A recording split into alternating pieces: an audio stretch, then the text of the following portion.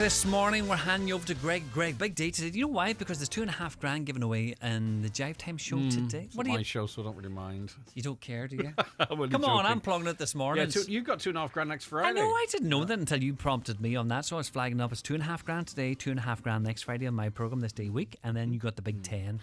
And come here, are you jealous you're not an Electric Picnic? No. Is there any act that would sort of make you go, right, I'm going to go down? I'd like to see Coldplay maybe. That's a bit obvious, isn't it? No, that's fine. But would you? So if you got a free ticket for the weekend and Coldplay were playing Sunday night, would you go down? I would. On Friday. You coming with me? No. Depends the company that you're going to have. You know. I wouldn't go on my own, the one ticket. No, of course not. No, you need the crack. If there's a squad going, I can't really. I'm not very good at enjoying stuff on my own. It has to be shared. Shared experiences. Exactly. Yeah. It's like going on holiday. I could do it, but do I want to do it? No, I wouldn't do it. Yeah, but that's not so bad if you're good at making friends. Yeah. So I know people who'd be very good at. But you can chat plenty. No, but I wouldn't be good at making friends. But I'd rather go with somebody and have a couple of friends or whatever and have the banter. So it's just Coldplay would get you to Electric Picnic. What's your who? You got any free tickets going? Have you? No, I was just like. Sometimes you have a bit of jealousy when people are having a great time. I wouldn't thank you for going to Electric Picnic. No, maybe when I was in my 20s or something like that, and you wouldn't care if you got wet. Me and Caroline had a wee bit of banter about that, but. As you get a wee bit, you like your comfort and stuff a wee bit, you know. I like my pants dry. Do you know? I want to sleep in a dry bed, you know. Mostly dry, yeah. Yeah, okay. you know, kind of way. So, what gig would you be and drawn to then? The older you get, the harder it is to keep them dry. What gig would make you go? I don't know. You went to a couple of gigs this year. Yeah, but that's standalone and all that. It's just the whole field, the camping. It doesn't really appeal. But it depends if you had a. But Coldplay, love to see Coldplay. I would go to Sam Fender. If you said if you said you were going to Electric Picnic, Gucci coming for the weekend, we'll have a bit of crack. I would go with you. Yes, but if I said to you I was going to drive around in a clapped old Mercedes up and down England and across back and forwards, aren't you? I did offer you that trip. No, but you would go on that trip too. I would do that. No, I don't mind. I'm not precious. You know what I mean. All but right. Like the two boys are great crack. You'd be great crack. And I do know exactly what you're saying. You know, it's about but I wouldn't go on my own. No, for me, it is shared experiences. I agree. Yeah. All right, have a great weekend. You have a busy show. All right, yeah, take care of yourself. It's the 9 till noon show. And at 9 o'clock, let's get a news update. It's over to Donna Marie Doherty. Thanks, Greg. Good morning. Visitors of Linsford Beach in Buncrana are warned to be vigilant after a local woman was badly stung by a weaverfish. Councillor Jack Murray has made the appeal, stating that the National Poisons Information Centre of Ireland also recently issued a statement warning that weaverfish were present in Donegal. The woman in question told Councillor Murray that when she tried to remove the sting, the poison then burned her hands. Councillor Murray says she became ill following the incident. They're a small, kind of spiky, yellowy brown fish. I would ask people who ever go online, take a look for them, because it's something I certainly wouldn't have been aware of myself. It's something I wouldn't have looked out for. So people should be mindful, double check, particularly if you're with young children on the beach. Just keep an eye out, because they can be extremely painful, quite serious. This lady, was in bed, completely drained for a few days after it was that bad. So people should be very mindful of this over the coming days and weeks. Letterkenny Chamber is working to address concerns following a number of recent incidents in the town. A video emerged in recent days showing a car mounting the pavement, hitting a parked vehicle as it fled a gang of 3 people who attempted to enter the moving vehicle on Main Street. In a separate incident, a man was reportedly armed with a knife in the Upper Main Street area last weekend. Chamber President Jimmy Stafford says the aim is to ensure Letterkenny remains a safe, vibrant and welcoming town. He says the Chamber has long called for additional Garda resources, and the recent incidents have highlighted this need even further. You talk to anybody, once you have visibility of Gardaí, you have a reduction in crime, and we would have seen that at various events in the past as well, and where visibility is there, you have a fall off in crime, and that's our key ask. I think is visibility on the street, the main street, not just the main street, the wider environment as well. I think that's really important. We're not just talking about one specific area, but at the moment we're focusing on that, and I think it's generally across Donegal as well. The Taoiseach is to discuss ways Ireland and the EU can train the Lebanese army in the wake of the decision to end the UNIFIL mission there. The United Nations Security Council decided yesterday to end troop deployments to South Lebanon over the course of the next 2 years. EU foreign ministers are meeting in Copenhagen today. Another food has been recalled over fears of listeria. The Food Safety Authority of Ireland has asked retailers to remove batches of cheese from its shelves. The affected items are Toonsbridge Dairy Ricotta and Dairy Buffalo Ricotta. Details of the cheese, which potentially contain listeria monocytogenes, are on the FSAI website, and anyone who's bought them is being asked to return them. Looking now to weather, a mix of sunny spells and scattered showers today. Some heavy, but they'll become more isolated later in the day, with highest temperatures of 15 to 17 degrees in moderate westerly winds, fresher for coasts. That's all for now from the newsroom. Back with more at 10 o'clock.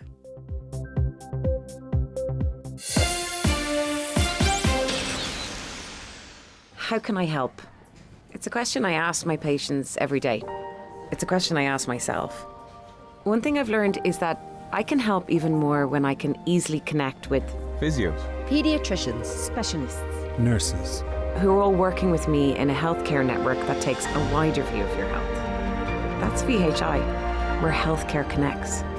So let me rephrase the question. How can we help? VHI, because your health means everything. And now, it's time for the talk of the Northwest, the 9 to noon show with Greg Hughes on Highland Radio. Hello and a very good morning to you. It's 4 minutes past 9 on this Friday, the 29th of August. You're very welcome along to the last 9 till noon show of this week. And lots coming up on the programme, of course. I'll tell you more about that as the show wears on. But over the next 55 minutes, we have our Friday panel. I'll introduce them to you very shortly, but I want to invite you to be involved in that conversation as well. 086 60 25,000, that's the WhatsApp and text number, 086 60 25,000. If you want to give us a call, it's 07491 25,000. You can email comments at highlandradio.com, or you can watch as things progress and comment on our streams. We're live on the YouTube app, so you can watch at home on your smart TV or your Fire Stick, across Facebook, and on the X platform. Our guest this morning, Cathy Donaghy, author and journalist. Cathy, thanks so much for coming back on. Great to see you. Morning, Greg. How was everything with you today? Great. Good Great, stuff. you All did. right, yeah. Bit of a rainy day in the show. Yeah, of course, but it's nice in a way. I don't know. I feel like I there's no pressure on me to try and find something to do. Pure back to school, isn't it? There's a wee bit of a downer this morning as well. I know that Moville Community College is going back on a Friday morning. There's definitely a sort of a pathetic fallacy. The weather is reflecting the mood in this house anyway. I'm feeling a 5 p.m. loungewear coming on. That's like just it. But we'll see how the morning progresses and into the afternoon. Former Deputy Thomas Pringle's with us as well. Thomas, good morning to you. Thanks so much for your time. Morning, Greg. How are you? I'm great, and I hope you are too. And Fianna Fáil Councillor Fionnán Bradley, Les Cahirlock of the Inishowen Municipal District. Good morning to you, Fionnán. Thanks so much for your time. Morning, Greg. How are you? And good morning to your listeners and to the panel. We're doing great. Okay. I'm not sure if the field for the presidential election is getting any clearer, but we are seeing some firming up on names, it would seem. Jim Gavin seems to be Fianna Fáil leader, Micheál Martin's preferred candidate, but Billy Kelleher, we're told, is actively out there polling support from within the party. From a Sinn Féin perspective, Pearse Doherty's name is being speculated in the media today, though he insisted on this show, was it yesterday, that the party hadn't decided at all what to do. But, and I hope I didn't misinterpret his comments, he did seem pretty cool on the party backing Catherine Connolly. I'll stay with you, Fionnán, if that's all right. Who would you like to see Fianna Fáil backing? Jim Gavin, or Fianna Fáil maybe just trying to ride the coattail of his names and reputation, and maybe you should think on and think, is this a good idea for him, or do you think he'd be a good candidate, or what? No, well, certainly, Greg. I think Jim Gavin would be a very, very fine candidate. I think he's always carried himself very well. Should it be in the football field, or should it be in his career in the Defence Forces, or in the various task forces and committees that he's been a member of in recent years since stepping down as the Dublin GA manager.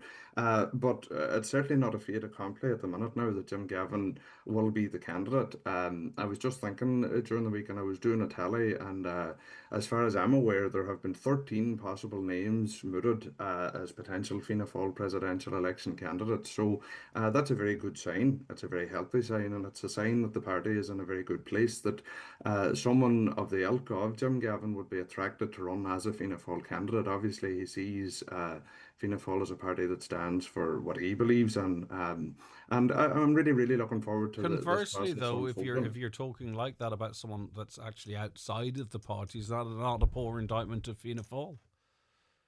Oh no, I mean there are several what you might call party grandees that have been mooted. The Taoiseach himself, of course, would certainly be a very fine candidate if he chose to run. We have former ministers Eamon O'Queeve and Mary Hanafin. Of course, we have former Taoiseach Bertie Ahern has been mentioned as a possible candidate. Our own deputy here in Donegal, Pat the Cope. So there are any number of party members or what you might call party grandees who have been associated with the nomination as well. Billy Kelleher, the MEP, of course, and Cork, another current politician for us. So, no, it's not that we couldn't get anybody within the party to run. It's that we've taken our time, we've thought about this, we've thought about the presidency as an office, and indeed what the party would like to see for it, and how we would like to see it developing in the future. Who would you like the Fianna Fáil nomination to be? Well, at the minute, I really have no preference. Why does no one in Fianna Fáil have any preference at all at this stage? I don't understand that. Is it sort of a tactic with the media, which is fine? But if I bought you a pint, got 3 into you, and we're sitting up at the end of a bar in Buncrana, I don't know if you drink or not. It doesn't matter anyway. That's besides the point. You wouldn't be able to tell me who you would who you would be in favour, your preferred candidate. Well, at the minute, you see, unfortunately, we're talking in a vacuum. But within the next week, this process will become clearer because the party will outline the process that it will undertake to select its candidate. Once that happens, I would expect nominations to open. And once that happens, I expect this field of 10, 11, 12, or 13 to be whittled down to, I would imagine, no more than 2 or 3. And at that juncture, then, I would certainly have no difficulty in deciding who I would like to see as the Fianna Fáil candidate in the presidential election. But I would hate to say at the present moment that I would like a candidate X or candidate Y, and then for them maybe not even to look for the nomination. So, but that's all right. We'll give you a pass. We'll not let on like that. You picked someone that wasn't actually in contention. What about Bertie Ahern? Could you see yourself backing him? Oh, listen, Bertie would be a very, very fine candidate. I mean, of course, his record in relation to Northern Ireland and the peace process is something that we would need to see more of on the international stage. We have conflicts in Ukraine and in Russia, Israel and Gaza, and in many different parts throughout the world. So someone with the skill set of Bertie Ahern would certainly be a very fine person. What about Pat the Cope? Yeah, another man that I would have absolutely no difficulty. In fact, I would have great pleasure in supporting. Would be Pat right. Cope. I'm not going to go through the list. I was just trying to get a sense of where you're at. Kathy Donaghy, I don't know if you want to comment on. I don't know if you want to comment on the speculation within Fianna Fáil, but I just think it's interesting, this national media speculation as it relates to Pierce Doherty. People within Sinn Féin, within this county, saying that it's absolutely nonsense. But often, there ain't no smoke without fire. It could be a get out, He could probably run, be unsuccessful. It wouldn't necessarily impact his political career or the party, per se. I'm not sure Michelle O'Neill or Mary Lou McDonald would have that level of insulation. I could be wrong in relation to that.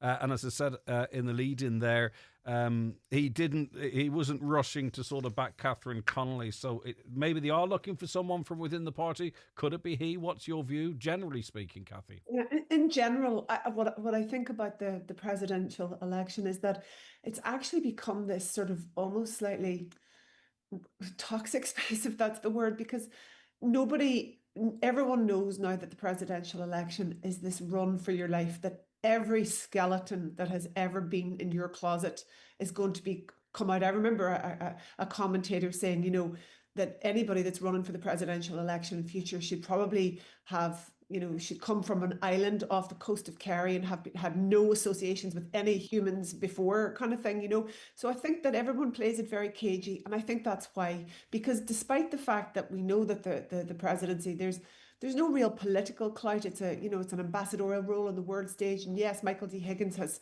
showed that, that there is a voice there. I think what people realize that it's a very bruising, very difficult place to be personally. So people are really, they're hedging their bets, they're weighing it up. But what happens then is what we see with what you're talking about, like with Sinn Féin and with Fianna Fáil, what we see now is we have this vacuum that it's like, it'll be last minute saloon, before we know what the story is. Tactically, that's what I would do. But these people are often in bubbles, though, aren't they? They're surrounded by. They're not trawling through internet comments and stuff like. And we live in a political landscape now that outside of something incredibly criminal to a person or something to do with abuse or whatever, a controversy will garner some support from somewhere. Yeah, I don't know, Greg. I mean, I remember covering presidential elections in the past, and there was a glut of nominations. There was early writers. Now we sort of see this. It's so late in the day. While we have those candidates, you have to ask why. And I still think that the type of I suggest, Kathy, exactly, and you've just said it. You avoid scrutiny, and then you say, "Well, look at Mary McAleese, late entrant into the race, sailed into the Aris." Tactically, you keep your powder dry. Let the media focus on all the other people. Yeah, I do remember she came in for quite a bit of scrutiny at the time, and obviously, like she got into the Aris, and I think she was an absolutely great president. And it would be lovely to think, or brilliant to think, that we would have a really good race with candidates of that stature coming forward. We'll just have to wait and see what the parties do now. But I think I hope they get their act together pretty soon. It's quite ignorant of me, but I don't really know Jim Gavin. I know what he does. I don't really know Catherine Connolly. I couldn't see myself motivated to actually go to the bother of voting for either of the two of those, and it's no indictment on their characters, but we had a less than 50% turnout in the last presidential election. It'll be interesting to see what happens in this one. Lastly, but not leastly, of course, Thomas Pringle. Firstly, I can't see you really picking any Fianna Fáil candidate as your choice, if the truth be told.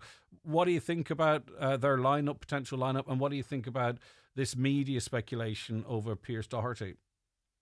Well, I think that's probably what it is media speculation.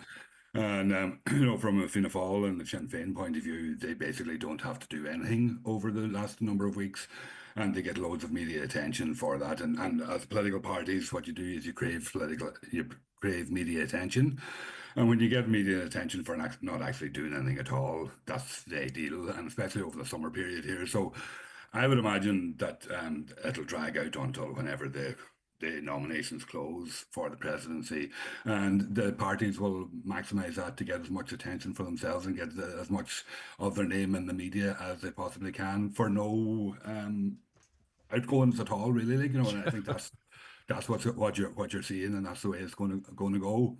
And in terms of candidates, I mean, I think that Catherine Connolly is the best candidate, and Catherine Connolly is in the field and has declared her hand that she wants to be a candidate, and that's the candidate that I'll be supporting anyway, to ensure, because I think she'll be the best of anybody that has been mentioned so far, the best of anybody in terms of actually providing the role and providing the kind of leadership that the country needs. And I think the presidency, while it may not have much political power or in terms of hand on the wheel of that, is very important in terms of setting the agenda of what the country wants to do and stuff like that, and what the country sees itself as doing. And from that point of view, I think it's very important. I think if you take a step back, we all know what the presidency is and where it is important and where it's not. I think people sort of start having a debate about its importance depending on how it suits them, if you know what I mean.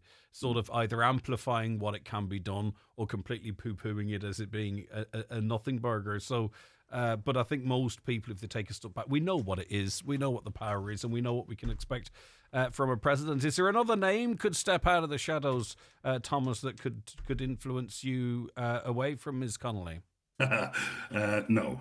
In a word, and I'm fully supporting Catherine, and I will be helping her campaign over the coming weeks as well to try and ensure that she is the next president of Ireland, because I think what Michael D. Higgins has shown as well is it's a very important role, and it's a very important role in putting out there on the international stage what Ireland's views and what the feelings are of the Irish people, because we've seen that the feelings of the Irish people are quite different from the way that the government reacts as well to over the last while, particularly in relation to what's going on in Gaza and the slaughter that's taking place there.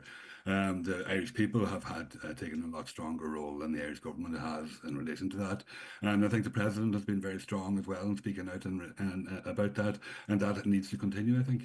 Kathy, would you share that view that it has an important place in the sphere, the presidency? Yeah, I absolutely would agree with Thomas there.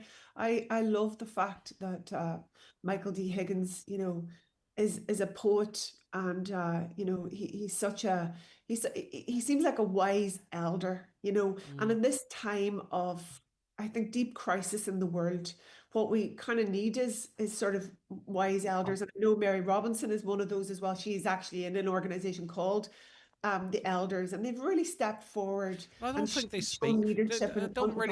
I don't feel they speak for me, though. Do you know what I mean? Like, I don't. The fact that he's a poet or whatever, or Mary McLeish is labelled as an elder, I don't really feel that speaks to me. I wonder, am I kind of like the general population, or is it just because I'm a thick? No, I think, when I think speak for me, I mean, particularly in relation to Gaza, I think Michael D. Higgins has been a shining light in this country. I think he has nailed what a lot of people feel, and he has actually, I mean, people would say he's gone beyond the realms of where he should have gone, but I'm so glad for him. I'm so glad that someone of his stature and in his office, just said, this is wrong. This is wrong. He actually nailed his colours to the mast there. And I was so grateful to have someone like that in that office, calling it for what it was, calling it for what it is. It's hard. It's remarkable that what is happening and continues to happen over there. And I think it's somewhat tied in with another issue we're going to talk about. And maybe they'll cross over. So I'll take a break and come back, because I'm sure Kathy, Finan and Thomas all have something to say on the next topic after these. The 9 till noon show with Letterkenny Credit Union. Simplify your debts with a debt consolidation loan from Letterkenny Credit Union. Call us on 074 910 2126 or apply online via our app or in office today. Hegarty's Home Interiors Buncrana, the biggest direct importer of sofas, beds, mattresses and flooring in the Northwest. Best in stock deals on selected sofas and corner sofas. Best in stock deals on gas lift beds. Best in stock on mattresses. Best in stock deals on laminate flooring, semi-solid flooring and carpets. Full fitting service on carpets and wood flooring. With a free delivery service throughout the Northwest, including all of Northern Ireland. Hegarty's Home Interiors Buncrana. Always lower prices. Manor Motors, your Opel dealer in Donegal. Explore the full range of new and used Opel passenger cars and commercial vehicles. From sleek city cars to hard-working vans, we've got you covered. Visit us in Manor Cunningham or browse online anytime at manormotors.ie. Reliable, local and trusted. That's Manor Motors, your Donegal Opel dealer. Drive Opel, drive Donegal. Manor Motors, where your journey begins. Attention all contractors and defective home contractors. National Fuels Letterkenny is now supplying Semcor cement. From a single bag for the DIY enthusiast to full pallet loads for contractors, all at very competitive prices. Call 074 91 37 400. National Fuels Letterkenny. Also available in our Churchill and Dunlow depots. Discover amazing deals at Floyd's Restaurant, Ballymagori, Strabane. Enjoy a 2-course menu for £19.95 Monday to Friday, Euro for pound night Wednesday and steak night Thursday. Sunday carvery from 12:30 to 3:30. Party packages and function rooms available. Call 02871 382905 to book. Are you looking for a new car, a holiday or to pay off those bills? With Highland Radio's mega summer draw, you could be the next person getting this call. Yeah, the name was pulled out, Dolores. Oh, God almighty, did some of us won. I enter them every time. We're giving away €2,500 in cash every Friday until September 5th. And on the 5th of September, one lucky winner will take home €10,000 on the 9 till noon show. Head to highlandradio.com and enter our mega summer cash draw now. Don't miss your chance to make this summer unforgettable, only with Highland Radio. Highland Radio Time Checks brought to you by EirGrid, the operator and developer of Ireland's electricity grid. EirGrid, powering up communities, powering up Ireland. The time is 9:22. A caller says Bertie Ahern was mentioned. That man wrecked the country and took millions and millions of pounds and is a disgrace to the country, but he also enjoys a high level of support, and for much of a generation he can do absolutely no wrong.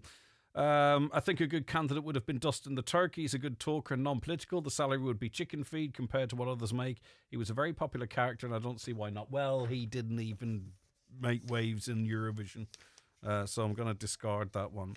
The UN Security Council has adopted a compromise resolution on the withdrawal of UNIFIL peacekeeping forces from southern Lebanon. The operation will be brought to a close in 2027, bringing to an end a mission which Irish troops have been associated with for nearly 50 years, and 47 Irish lives have been lost over that period of time. Not surprisingly, the United States, supported by Israel, had been seeking to have the UN troops fully withdrawn by this time next year, but France, Ireland, Australia and Poland intensively negotiated for UNIFIL's mandate to be extended beyond 2026. Thomas Pringle, for me, and I only have a passing knowledge of this stuff, Israel again seemingly pulling the strings, have United States on board and probably have their plans well advanced for what they intend to do. We know how they've described the peacekeeping forces. We know how they've talked of them supporting terrorist groups over there. That's their motivation for getting them out, for them to continue whatever they intend to do. Yeah, that's right. And I think that the main takeaway from this is that the Americans have provided them with 100% support, and actually the Americans were going to use their veto in the Security Council to actually end the mandate straight away, and it was through negotiations then that the mandate was actually extended for another year. But it shows that the Americans and the Israelis are pursuing an agenda, and I would think, sadly, that the Israeli agenda is to expand into southern Lebanon and to expand Israel in that area. And in order to do that, they have to get rid of the UN and get rid of the UN mandate, and that's what they've set out to do. And their backers, the Americans, have achieved that for them.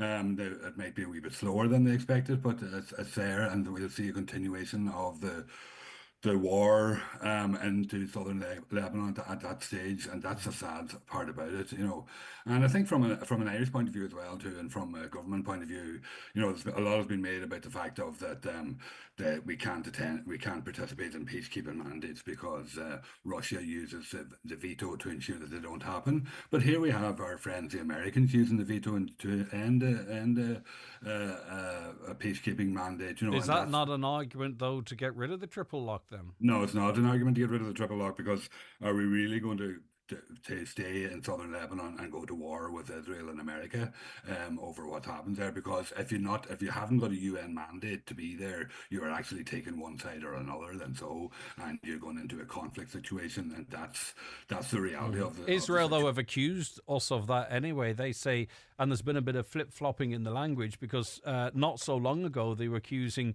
the peacekeepers of turning a blind eye to Hezbollah's military build-up, and now they're saying, well, listen, because of what we've been doing, Hezbollah's severely weakened and there's no need for this peacekeeping force. So they change opinions like the wind to try and suit the argument effectively then, I presume, so they can pursue whatever they were planning to pursue into the first place.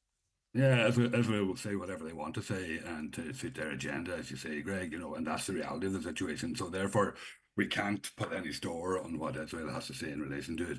I think the UN mandate and the Irish troops in southern Lebanon have been, over the years, have been shown to be very worthwhile, and basically been shown to protect the local citizens in that area as well, largely from Israeli aggression, not so much from the Hezbollah or whoever else has been there, but they have acted as a break there to actually help them, and they've helped very many local village residents as well too. I think that's well known.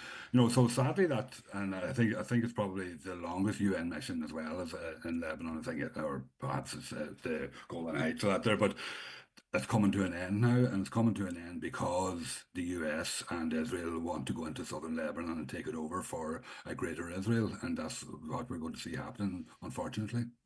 Let's not forget, of course, in case anyone has, that some of the greatest threat to peacekeepers in recent time has been from Israel themselves, firing on peacekeepers, firing close to where they to where they are stationed.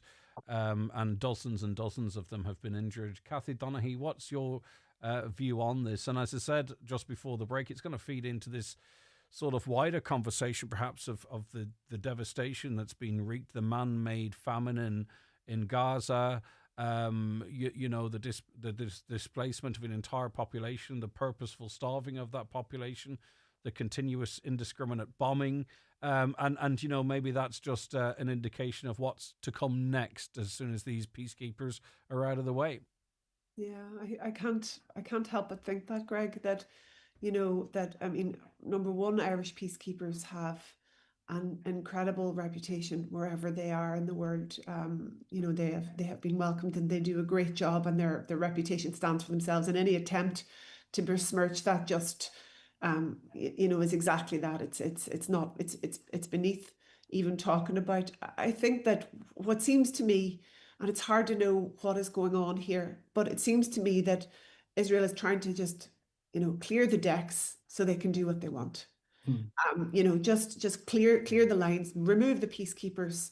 And the way that they have, and I'll say this as a journalist, the way they have targeted journalists doing their jobs. I think there were 5 killed in a strike this week. They struck, and then a few minutes later, if you watch the footage, they struck again. And that's that picture earlier this week that I saw of a reporter's or a photojournalist camera lying with blood on it. It's sort of, that they're killing truth, essentially, is what they're doing. So you take out the eyes and ears of the people who are there, to keep the peace, the people who are there to report the facts, and then you do what you want. And the end game seems to be, to expand the territory, to remove people, and to raise, But why? the population. And it's like it's not rhetorical, but it's an open-ended question, because what is the why? But why are the United States so complicit in this? And if the truth be told, on the scale of what's going on there, Europe's pretty much sitting on its hands as well. I mean, you can highlight what a country's doing and a resolution here and a call there, but if the truth be told, we are all standing by and watching it happen. And, history will remember that when this becomes the historical event that it is. People will say, well, what was the rest of the world doing? Because sometimes I often think about that in terms of sort of Nazi Germany, but we're living through that right now. We are effectively standing watching it happen, and the people that we voted for right across Europe and across the rest of the world are all really complicit in it, because inaction, proper inaction, is you're complicit. I think that's really that exactly as you've described. I think that's how everyone feels. So many people that I talk to on a daily basis, they actually feel completely powerless, and yet we're watching what is a genocide unfold on our phones. These images of children coming in. I don't think there's a day I look at my phone but I don't cry at what's happening in Gaza. And then what good is that to anybody? And at the same time, you try and keep raising your voice, you try and keep highlighting it, but we're all so I feel utterly powerless in the face of this devastation, and so angry that the world has turned its back, and that the powers that be, I think if America decided this, this has got to stop, it would stop. That's what killed me, really. If they just said, that's it, we're not backing. But I can't get mad. Well, I can't. There are people who are spinning this as justified, but then stuff happens right in front of you and it's not challenged. You can't get your head around it. Donald Trump's wife, Melania or whatever, it was covered everywhere that she sent some letter to Putin asking for, because she cares so much about children in Ukraine. But as far as I'm aware, nothing to Benjamin Netanyahu at all. But no one points that out, that in one part of the world, one set of lives have a completely different value to another. I'm not belittling anything that's happening in Ukraine, but it's nothing compared to the scale of what's happening in Palestine, and yet it's not called out anymore. The world is in such a way that nothing is uniting in opinion, or I don't even know how to phrase it because I can't get my head around it. There are white children in Ukraine. Yeah, but is it that? I just think if the same effort to dehumanize the people of Ukraine happened in this day and age, I don't think the colour of the skin would actually actually be as big a factor. I think it's actually almost beyond that, Thomas. But the point is that the same effort hasn't happened to the people. There is that. And that's the reality of the situation, unfortunately. And God help you if you're in Sudan and you want even a paragraph in a newspaper. It's not even mentioned anywhere. Fionnán, I suppose just to the wider point there of everything we've been talking about, of course, I've thrown a lot in there, so I'm not asking for a specific response, but looking on your reaction to the UN being forced out of South Lebanon and, of course, to the ongoing genocide on Palestine. Well, I mean, it's very, very worrying, Greg, to think that UN involvement in Lebanon will cease now or about the end of 2027. I mean, there really is enough tension and turmoil in the world in general, but more specifically in that region of the world at the minute, that I can't see how the UN withdrawing its peacekeeping force is going to help that. I really, really can't. I can only see the situation going from bad to worse, and I really hope I'm wrong. I want to be proved wrong on that, but I would not be confident that I will be. It was a sad day yesterday now that vote went through at the Security Council for the involvement to end at the end of 2027. There's a bleak outlook on the future, I would say, in relation to it. The caller says Israel didn't start the current war. What about the hostages?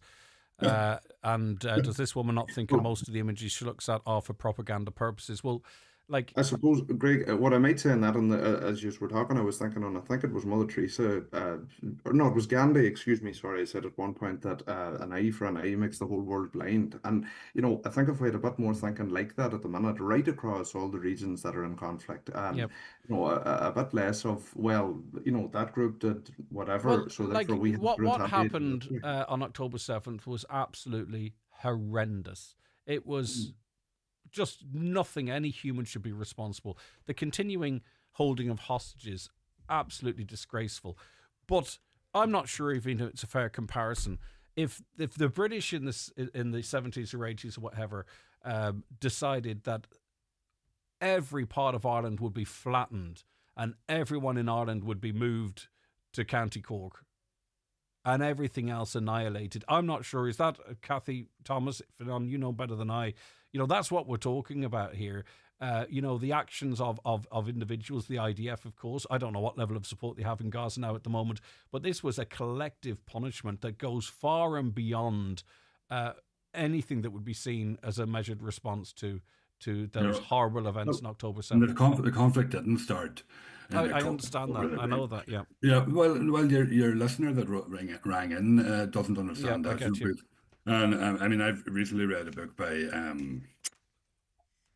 I forgot his name now, but in Lebanon, Robert Fisk, and he died years ago, before this present phase of the conflict started, and he was writing about the West Bank and what was going on there.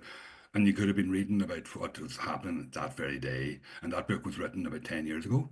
And the reality is Israel has attacked and slaughtered people in the West Bank in 2000, I think 2008, 2015, and now in this time as well. The only difference is now is the extent of it, and that they're going for what looks to be, in their mind, a final solution or something like that there, where they're going to slaughter everybody.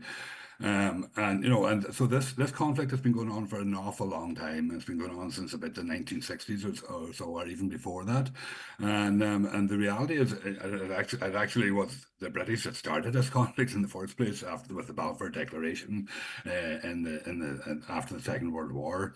And the problem is that the whole governments in the West, like von der Leyen was over there with the Israelis walking around and looking how terrible it was back in October, and the Germans are backing the Israelis, the Italians are backing the Israelis, the Americans are backing the Israelis 100%. The French and the English are backing the Israelis, even though Starmer is saying something slightly different at the minute. What they're saying effectively is we're not necessarily telling you not to do what you're doing.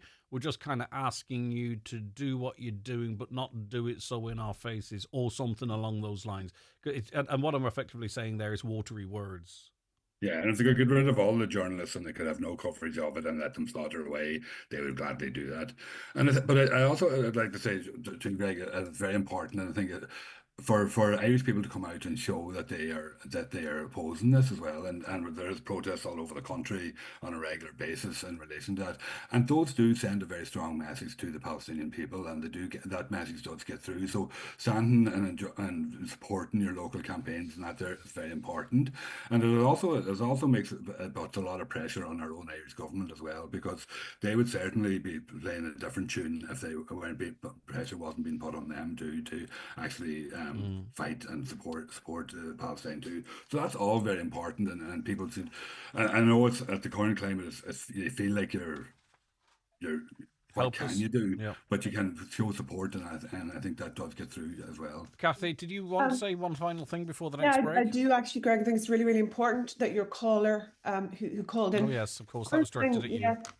The first thing I would say is that in terms of the use of the word propaganda is kind of insulting at this stage, and I think you just need to look, if leaving any other sources out of this, the sources that I rely on is proper journalism. It's Al Jazeera, it's Channel 4, it's BBC News. The pictures speak for themselves. There's a lot of stuff coming out there. How can we call what we're seeing propaganda? But I think I think there's a psychology to this, and I'm not saying this is of the commentator there.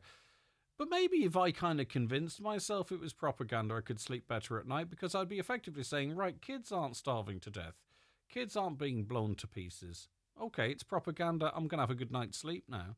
Sometimes I wonder if people try and protect themselves. I think it's a really good point you make about protecting yourselves. I've written about this during this whole, I'm not going to call it a war because it's not a war. Psychologists have talked about the fact that ordinary people at home, sitting in their kitchen, and they're scrolling on their phones, there's a genocide unfolding. And, we have to protect ourselves. We have to function in the world as going out to do our jobs, as parents, whatever we're doing. We cannot allow ourselves to, I can't function. I can't cope. The world is such a horrible place. I'm just going to crawl back into bed. We have to cope. So we've got to mind ourselves and our mental well-being as well. But at the same time, as Thomas says, we can't look away. We can't pretend this isn't happening. There are things we can do. We can write to our public representatives. We can, take part in protest demonstrations. We can use our voice in whatever way we can. I'm always one that says, right, when I feel overwhelmed about something, and I feel overwhelmed with the absolutely enormous wrongdoing of what's going on right now. I think it comes back to what we can do in our own world. We can try and make a positive impact first in our own families, talk about these things, then the ripple widens in our communities. What can we do? How can we show up? And then on a wider level, reaching out further, to organizations to put pressure on our politicians. So it has to start with each of us as well. And yes, we can't look away, but we also have to mind ourselves as well. These are extraordinary times, and I don't know what the answer is. Finally, Finan, have we not, tied our own hands, and when I say us, the government, in that we're not politically neutral anymore, and it seems we kind of have to go along to some extent, though we can step outside the lines with the European party line. Is it not? Do you feel there's any missed opportunity, Finan, for us to have a space on the international stage as peacekeepers, as brokers, as intermediaries, where we can call out what we see, and even maybe have an active role in resolving that? We've just aligned ourselves so on certain issues, it would seem, and we've lost that ability. And some might say, does that sort of cross over to our actual independence, our sovereignty, and whatever neutrality we claim to have? Well, I mean, let's face facts. It's very, very difficult for a country the size of Ireland to really have an impact on the international stage when it comes to conflicts like this. We just simply don't have the army, we don't have the navy or whatever else to be able to, in a military sense, make any real difference. So we have to remain neutral. And I mean, I do believe the actions that the Irish people, both the general public and the government have taken, are making a real difference to the lives of the Palestinians, and that if we keep plugging away away and keep hammering away and keep doing what we're doing. I mean, Ireland has provided over 91 million euro in support to Palestine since January of 2023. On the 28th of May last year, we did recognise the state of Palestine. We had, I think it was 30 or possibly 35 sick children evacuated from Gaza to Ireland for medical treatment and one thing and another. And they're all small drops in the ocean and small steps that the government have taken. But at least it's something. Okay. You know, every small step, every small act of kindness from every single individual, I really do believe does make a difference. And, you know, I would really appeal to people not to be disheartened or not to feel, you know, well, what can I do? I'm just Joe Soap here in Buncrana or here in Donegal or whatever. You know, that small thing that you do, that maybe small €2 or €5 donation or whatever that you make to some charity or other that's working in that region, that will, I hope, should make a difference to people's lives there. All right. I'd love to see RTE's editorial policy on this. I think it'd be interesting. I presume there is one written down. But anyway, listen, thanks for that. We're going to take a break. Back with more. The 9 till noon show is brought to you by Letterkenny Credit Union. Digital loans now available. Apply online or via our app today and get your loan transferred directly to your current account. If you're aged 59 to 70, we will invite you for a free HSE bowel screening home test. Screening can help find signs of bowel cancer early, before any symptoms show, making it easier to treat. I had problems with my knees for about 7-8 years. I think I'd give Kingsbridge 5 stars just because of the support and help that they gave me before and after the surgery. I was a public patient and the HSE reimbursed the cost. Republic of Ireland residents can get rapid access to cross-border surgeries at Kingsbridge private hospitals in Belfast and Derry, with medical costs reimbursed by the HSE. Find out more at kingsbridgeprivatehospital.com/cross-border. Kingsbridge, your fast track to 5-star care. Terms and conditions apply. Join us for Alzheimer's Memory Walk, supported by Aviva, taking place on Sunday, September the 21st. Let's walk together for the 64,000 people living with dementia across Ireland. Register now for your pack and find a walk near you at memorywalk.ie or call 01 207 3800. Together we walk, together we remember. Make the most of the last weeks of summer at Century Complex. Enjoy blockbuster movies, indoor soft play, thrilling crazy golf and delicious family meals all under one roof. Rain or shine, there's fun for everyone this August. Century Complex, perfect for keeping the kids entertained whatever the weather. Visit centurycinemas.ie for more information. McDade's Bathroom Plumbing Tiles in Buncrana continues to be Donegal's go-to destination for stunning bathroom makeovers. With a vast selection of premium tiles and bathroom products, our showroom is your ultimate one-stop shop for crafting the perfect space. We've earned our reputation through expert advice, unbeatable prices and a dedication to customer satisfaction. Visit our showroom in Cockhill and Buncrana and see why we've been Donegal's top choice for 50 years and counting. Call us at 07493 63050. Don't delay when you get your bowel screening invitation. Call us today on 1800 45 45 55 or visit bowelscreen.ie. From the HSE. We were speaking to Kathy actually earlier in the week about the indiscriminate dumping of invasive or non-native oysters on the banks of the Foyle, and you know the fact that you'd be in that mind space to do that and not think it has any consequences. And it got me thinking of other stories we heard this week. The misuse of public toilets. They're cleaned. I was chatting to volunteers, or we had contact from volunteers that clean Portaloos, and 5 minutes later, they're in an absolute disgrace. Full toilet rolls down the toilet, people piddling in them, leaving food and drinks and all in there. Parking in disabled parking spaces, an ongoing issue. Dog fouling, littering, and on it goes. And I'm always at pains, Kathy, I'll start with you on this one. I'm always at pains to say, yes, but it's a minority of people. You know, it's a minority of dog owners. It's a minority of motorists. And I'm just starting to rethink, you know, are we becoming careless about each other, our country, our facilities? Like, is it maybe it is still a minority? That's what I wanted to ask you guys. But it's just so much of it. You just wonder, how busy is this minority of, you know, this 1 or 2% of the population? Yeah, I think it probably is a minority is the first thing, Greg. But, you know, when it comes to something like dog filing, right? Like, it only takes one dog or two dogs to make an awful mess. I remember being out my children were small, and I remember going for a walk, and one of them was in a buggy, and the other had him by the hand, and the buggy wheels got clattered in, dog poop. And I remember going back to the car and trying to fold a buggy and take wipes, and I was just cursing, whoever would do this for people and children and walking along. So, the problem is it only takes one or two. But I suppose, we could say we need more measures, we need more litter wardens. I think that would be good visibility to have litter wardens on our, our shore fronts and on our walks. And I know there was a story this week as well about persistent dog fouling along the shore, the lovely shore path in Maville, close to where I live myself. But, I think, right, it's incumbent on all of us. If you see someone pulling in to a car parking space that is designated for a disabled person, and it's clear that they're not, disabled, we have to start calling stuff out. If but those, what we've heard is people that do that, the same people are those that are inclined to square up to you and tell you to F off and mind your own business, you see. So Greg, maybe, you know what, I have no problem going up to somebody on the beach and saying, did your dog just do that? Here, I've got a poop bag in my pocket, which I always carry when I'm out with my dog. And, I carry one when I'm not even with my dog. Well, exactly, Greg. No, I'm joking. I don't have a dog. Sorry, go ahead, Kathy. I don't have a dog. But, I think that's it. I think we all have to just take responsibility for this, right? Like, number one, say our blue flag beaches are closed to dogs, right? You can't exercise your dog on the blue flag beaches from the 1st of June to the 15th of September, right? I abide by that, absolutely. But I do feel that responsible dog owners are being victimized for those who will not, who refuse to clean up. So we're taking a hammer to crack a nut.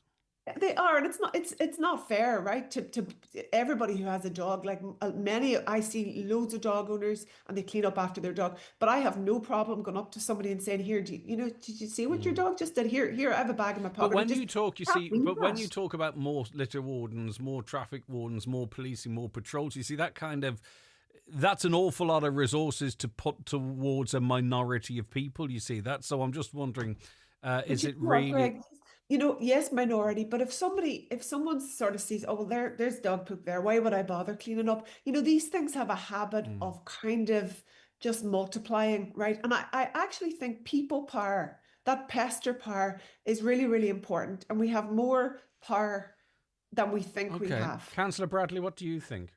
Yeah, I have to say I would agree wholeheartedly with Kathy there. I mean, I don't know if it's fair just to label everyone in society as more careless. Could it be the complete opposite? I mean, is it the case that these behaviours have always been happening, but it's just that as a people, as a society, we're becoming more caring. We're very inclusive. We're looking out for minorities, and because of that, are we more attentive? And therefore, do we notice these wrongs more? Do we notice the dog poop that isn't lifted, or the person? So you're saying it's because we're becoming more caring? Like I hear stories of a car breaking down on the Polestar roundabout, and they're there 30 minutes, maybe 3,000 cars have passed, and not one person stopping to give them a push until a hero does. Yeah, no, listen, and look, there's no question about it. I suppose everybody in society is rushing all the time, me as much as maybe more than anybody else, and we're all so busy and lead busy lives. I mean, that is the flip side of it. But I really do think personal responsibility has to come into it here.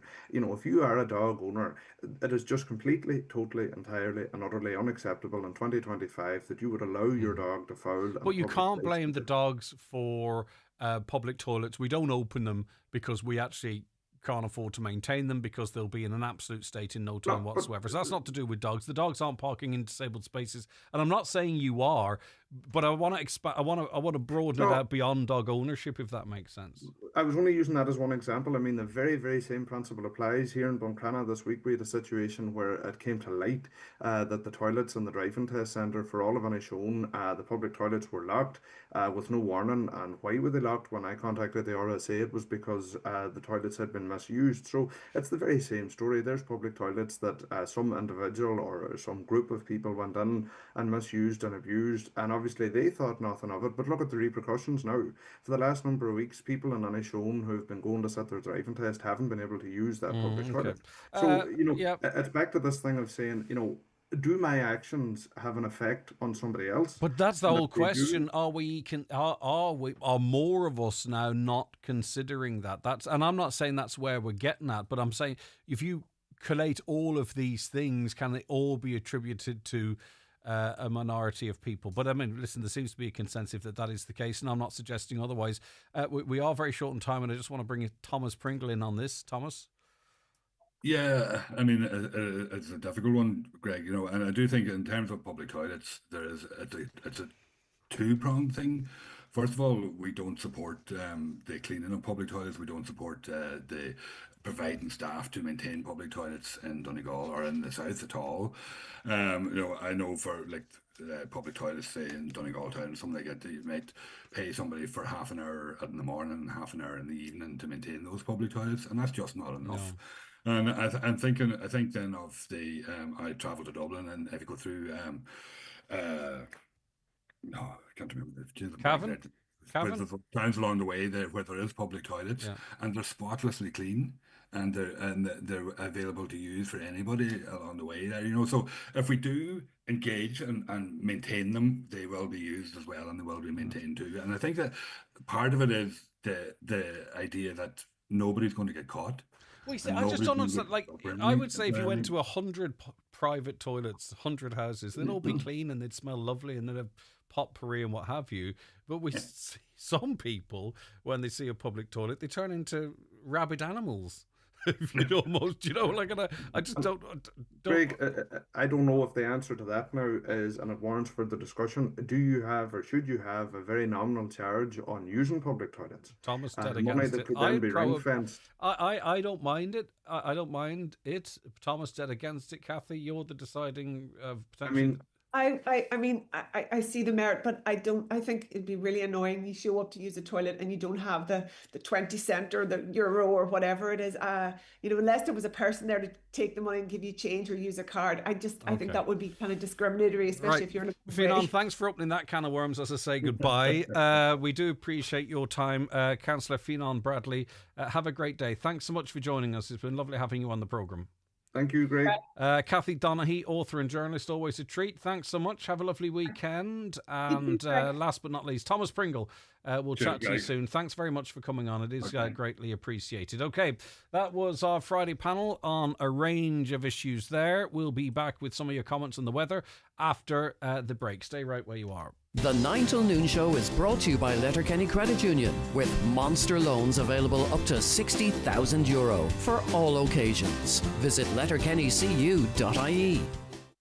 Planning a trip between Donegal and Glasgow this summer? Loganair has added more flights to give even more choice for your summer travel. Fly Wednesday, Friday, Saturdays and Sundays. Enjoy more flexibility for your adventures, plus a free 15 kg check-in bag. Book now at www.loganair.co.uk. Terms and conditions apply. With back to school on the way, don't let blurry vision hold your child back. At Louis Walsh Opticians, there's a great offer of a second pair of children's glasses free. Yes, buy one pair of glasses and get a second pair free. Book your child's eye test today on 91-21000 or call into Louis Walsh Opticians, your local family-run opticians in the Courtyard Shopping Centre, Letterkenny, to see the full range of glasses available. Some terms and conditions apply. Getting your first electric car is like meeting your partner's family for the first time. Nerves are normal. You were stressed about awkward silence with her dad. Now you chat for hours about sport. You're worried her mum wouldn't like you. Now she likes you better than her own son. Likewise, once you experience how great an EV can be, you'll never look back, especially if it's a Skoda. Order your electric Enyaq or Elrock today. Skoda. Your local Skoda dealer is DMG Motors, Clar Road, Donegal Town. Telephone 074 9721 396. Tá astrú na hÉireann go tobachaí ina bhfuil fuinneamh níos glynne ag tarlú díreach faoi do chosa. Le líon ra gáis atá ag iompar níos mó gáis ina nuaite a chaireoidh le do chomhlacht éirí níos inmhúnathe bhealach a oibrion ditse. Líon rí gáis na hÉireann ag iompar inneamh na hÉireann. Highland Radio weather updates with McElhinney's. Get back to school sorted with all the essentials from school jumpers to shoes. Visit our kidswear department in store or shop online at mcilhennies.com today. Yeah, it felt like a bit of a change in the weather. I wonder what the weather forecast is like for Stradbally Electric Picnic. I was listening to the Nationals this morning, and though I'm not going, I was kind of curious. I wonder what the weather's going to be like. But they do that in Britain sometimes. If Glastonbury's on or whatever, they'll do a little bit about the weather specific to that. And even though I'm not going, I kind of would have been interested. Anyway, today here, a mix of scattered showers and sunny spells with a few heavy ones possible, but they will become more isolated later in the day. Temperatures 15 to 19 degrees in moderate westerly winds, fresher for exposed coasts. Coming up after 10, we'll be remembering Ollie Horgan. Ollie Horgan obviously taught in St. Eunan's for almost 3 decades, was very well liked in Finn Harps and made a big contribution to Donegal life. We learnt yesterday that very sadly he passed away at just 57 years of age. He was incredibly popular, even amongst football fans all over the country. They recognised just how important a person he was in that scene. We'll be paying tribute to him, so I invite you, if you've got any memories or anything you wish to say about the late, great Ollie Horgan, you can get them into us now, 086 60 25,000, and be part of us remembering Ollie Horgan. The 9 till noon show with Letterkenny Credit Union, now offering mortgages from €40,000 to €600,000 with no hidden fees or transaction charges. Letterkenny Credit Union, 9102127. Sheep sales surged by €100 ahead. In this week's Irish Farmers Journal, we examine what is driving the record rise in sheep prices. Warning of €500 million blow to milk checks if derogation is lost. Minister Healy-Rae opposed to rise in tractor driving age. Farmers push back against policy change to Fair Deal scheme. Minister Hayden declares long-awaited TB rules imminent. Plus, don't miss our essential guide for going to college. Only inside this week's Irish Farmers Journal, on sale now. Welcome to Cherrymore Kitchens and Bedrooms in Donegal Town. Discover affordable luxury with their bespoke fitted furniture solutions. With almost 30 years of serving Ireland and the Northwest, we're your trusted experts. Visit us Monday to Friday 9am until 5pm and on Saturdays from 9am until 3:30pm. Book your free consultation today on 074 9725 or visit cherrymore.ie. Cherrymore Kitchens and Bedrooms, where affordability and luxury combine. PDO thread lifts and skin boosters, which rejuvenate the skin by improving facial contours, lifting and tightening the jowls, neck, cheeks and eyebrows, are available at Genesis Aesthetics and Skincare Clinic, Gweedore. To choose the right aesthetic treatment for you, contact Mary Ferry, your aesthetic practitioner. Also offering fat dissolving treatments, dermal fillers and laser treatments for all skin conditions. Hair and makeup packages also available. Genesis Aesthetics and Skincare Clinic, Gweedore, 07495 325 75. The Easy Living Furniture mid-season sale ends this Sunday. Enjoy massive savings in store and online with hundreds of special offers across all of our departments, including sofas, dining, bedroom, mattresses, home accessories and more. Your dream home starts here. Quality furniture at prices made for you. The mid-season sale ends this Sunday at Easy Living Furniture, Crescent Link Retail Park, Derry, Londonderry. McGowan Hearing, your audiologist experts, now in Letterkenny, Buncrana and Carndonna. Book your free hearing aid consultation in our clinic or your home across the Northwest and beyond with Dara McGowan on 07191 00208.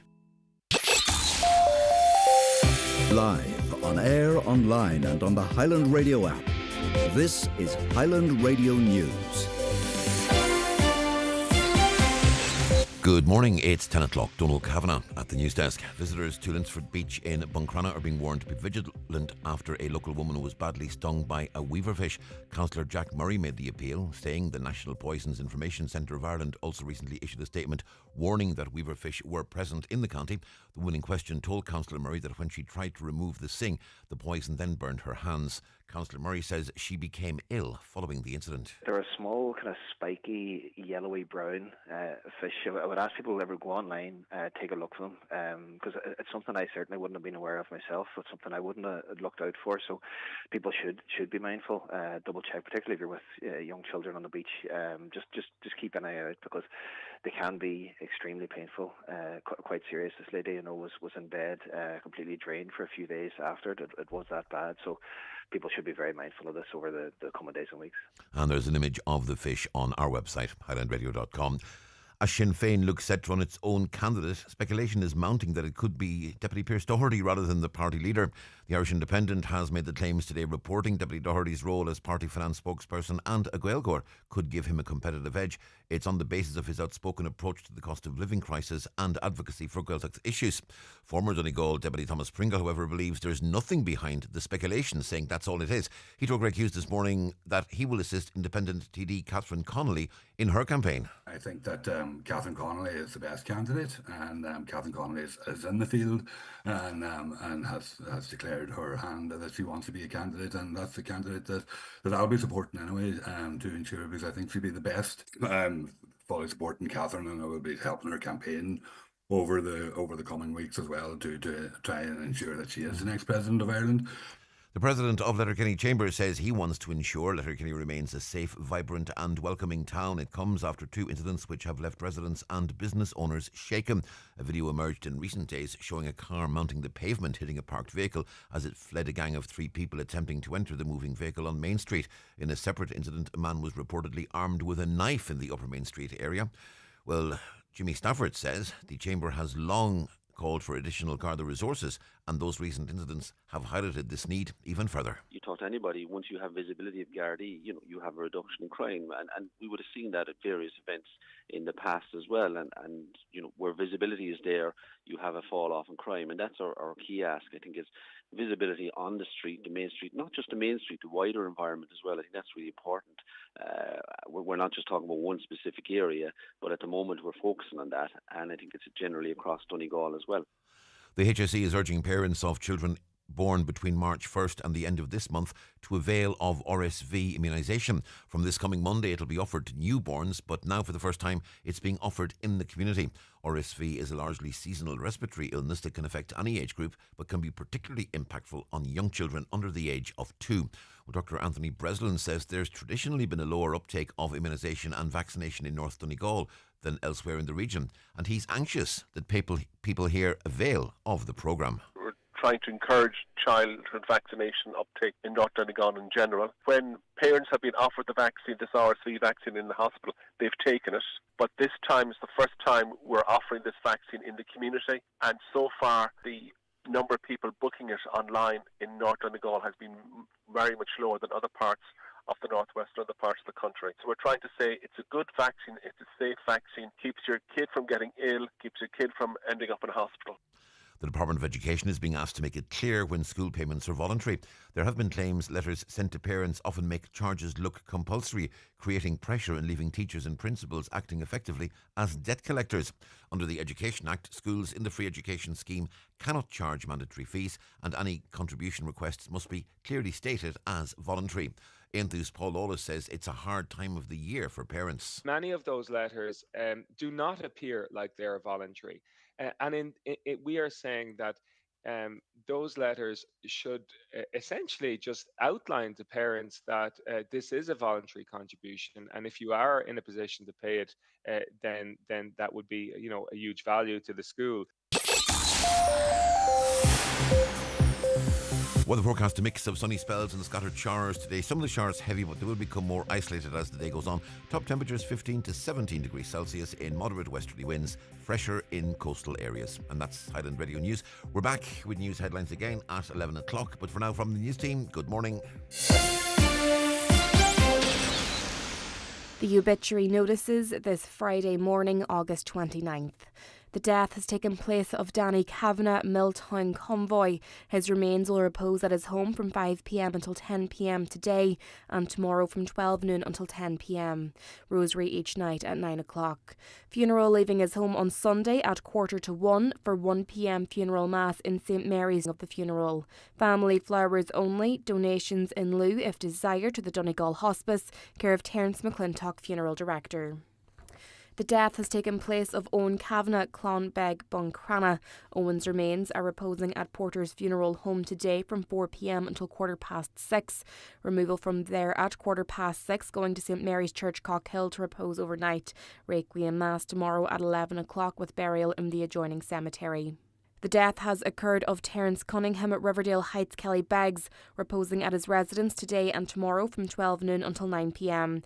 Removal on Sunday morning at 10:30 to St Mary of the Visitation Church, Kelly Beggs, for 11 o'clock funeral mass, with burial afterwards in the local cemetery.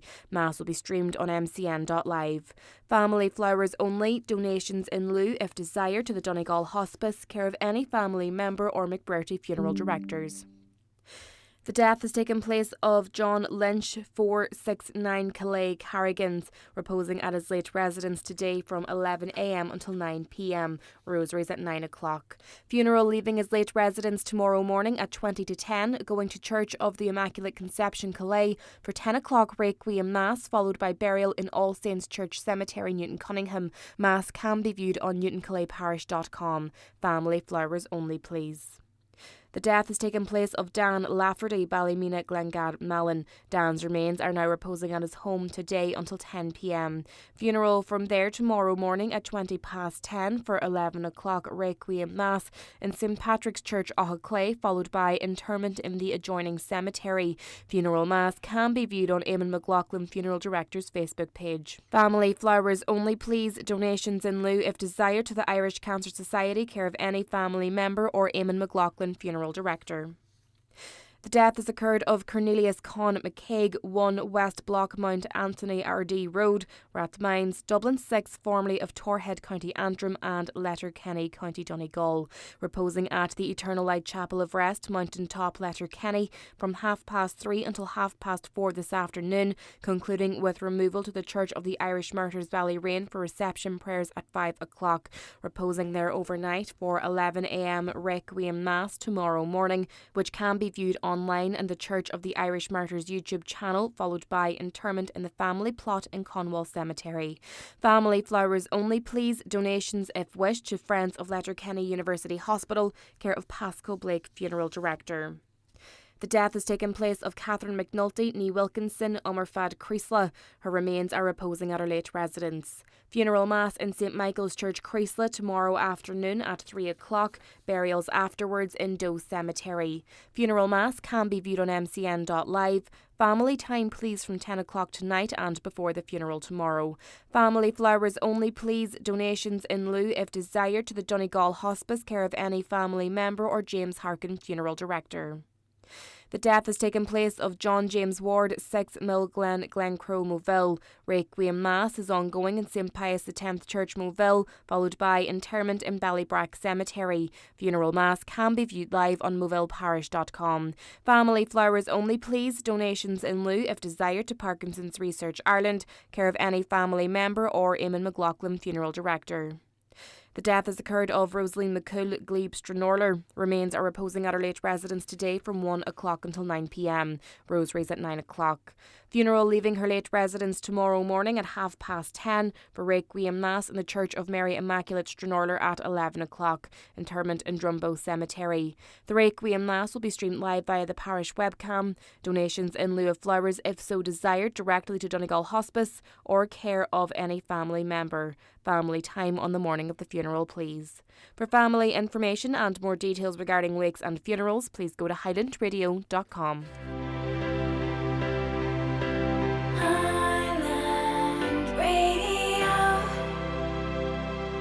Deirdre, when you're picking your kids up at school, will you get mine too?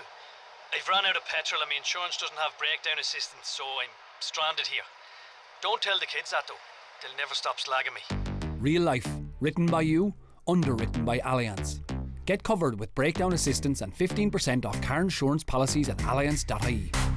Allianz plc is regulated by the Central Bank of Ireland. Standard acceptance criteria, minimum premiums and terms and conditions apply. Breakdown assistance is an optional extra. An additional premium applies.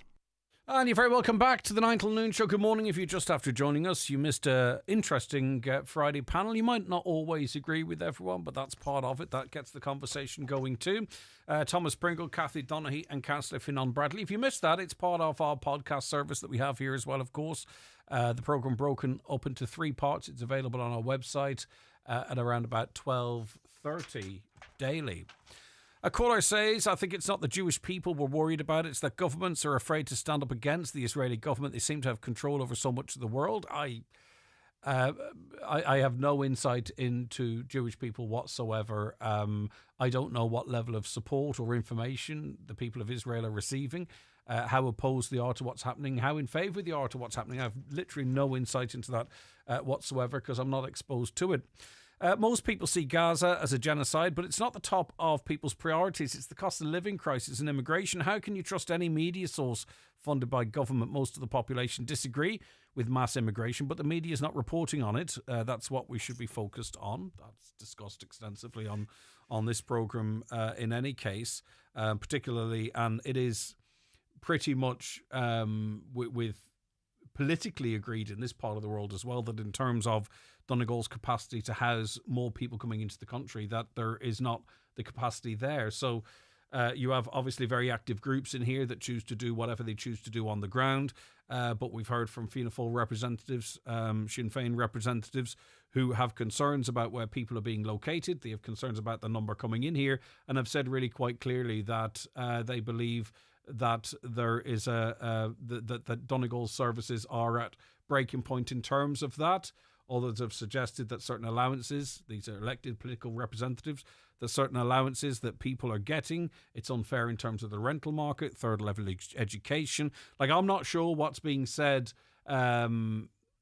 out there in terms of what the public feel that hasn't been fully reflected on this programme, and Counterviews as well, but also too seems to be the opinions of elected representatives in this county as well. So I think sometimes we presume that what we're passionate about is not getting enough coverage or is not being talked about at all. But I hope really in just what I've just said, it's very clear that in terms of this programme, the cost of living crises and the impacts of immigration and emigration are talked about openly, respectfully, extensively, not based on someone's background, their race or what have you, but in terms of the ability for an area to...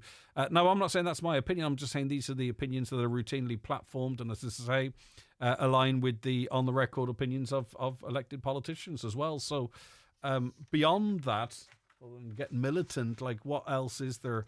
We just continue to keep reflecting the views of the public. A caller says, I agree with Cathy that what is happening in Gaza is so horrific. The loss of innocent life is right to be called out by President Higgins. But ironically, he sees nothing wrong with the abortion holocaust that he enabled ultimately with the stroke of a pen. Bit of ambiguity there. His capacity to resist that, I'm not sure how much it's there. And also then we get into a further conversation that the what's happening in Gaza is not the same as abortion. I'm not saying that that's the case, but that's why it's not really that simple, because some people see it as something completely different. What do you mean, Greg? How can the powerless general public be compared to the inactive politicians who've power to do something? Don't compare us to them. Speak for yourself. If you could just text back in or call back in, and I'd love to respond. If you could just let me know exactly what you're talking about there, I'd be very happy to either back up what I said or clarify what I said or retract what I said if necessary. But let me know what you mean, what you're referencing there, because we get a lot of messages in over the course of the hour.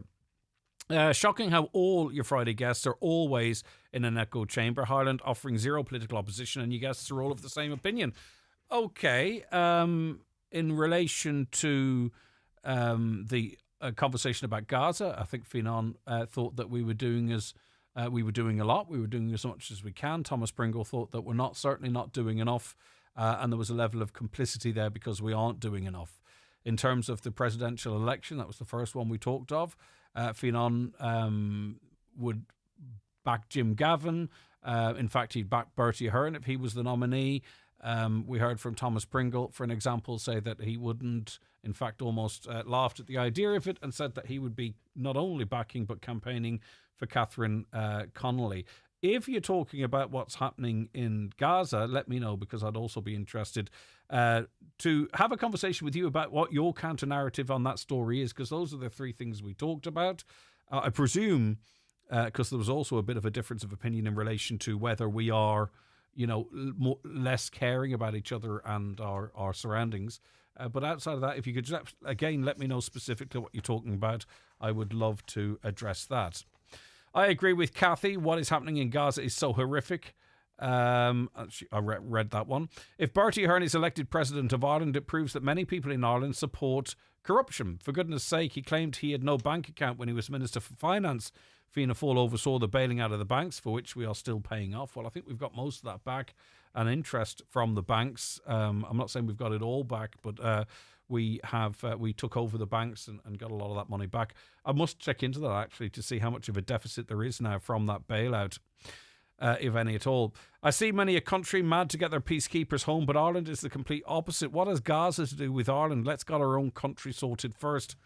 I think it would be interesting in the time of the Troubles if there wasn't outside influence. If the world just said the British can do whatever they like in Ireland, in Northern Ireland, if there was no international scrutiny of it, no international involvement in trying to achieve peace, no international interest from various NGOs, dirty words nowadays, or foreign media, I wonder where we'd be at now in terms of this state under British rule.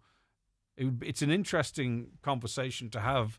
Where would we have been without the backing that we received, the Americans at that time, for an example, but also the international outrage at some of the most shocking events of the Troubles on both sides, in inverted commas, on both sides. So, where would we be now if other countries just said, sure, that's what's happening in Ireland, let the British do whatever they want to do, it's none of our business? And that's a question. I'm simply asking you a question. And if you believe it a valid one, fine. If you don't, that's fine too. We're going to have to address the elephant in the room, namely the dire impact of mass immigration on Donegal. Yeah, another one saying the same thing there, but it's not an elephant in the room because we've discussed every element of that.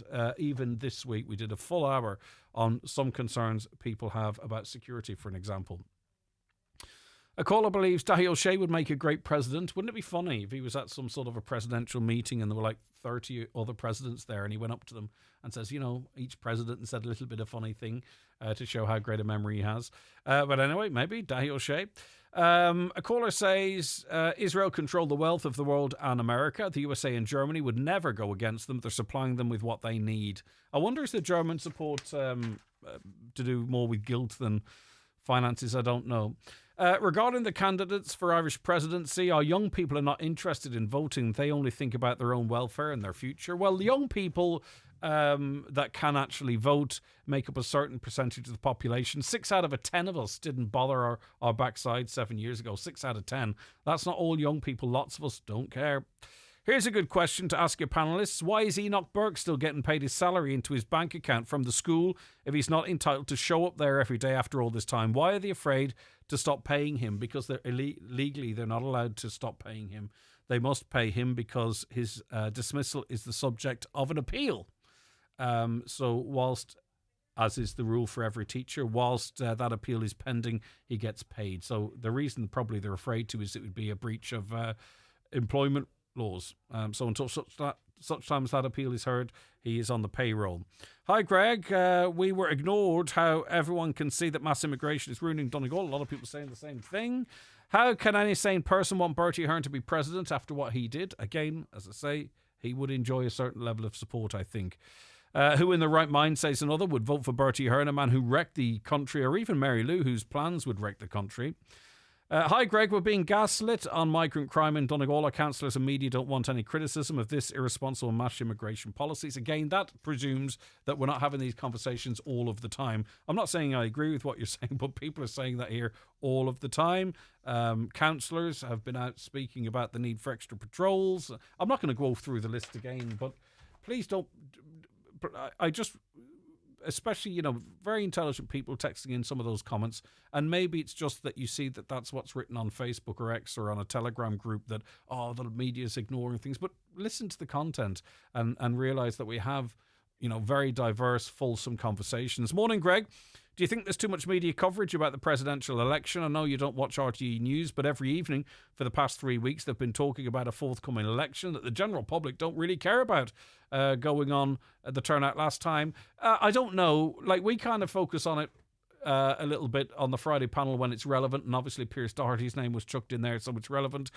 There's not much happening in the world of news at the moment, and I know people might say there's a lot happening, but in terms of, political coverage, there's not a great deal happening, so it's going to get more attention.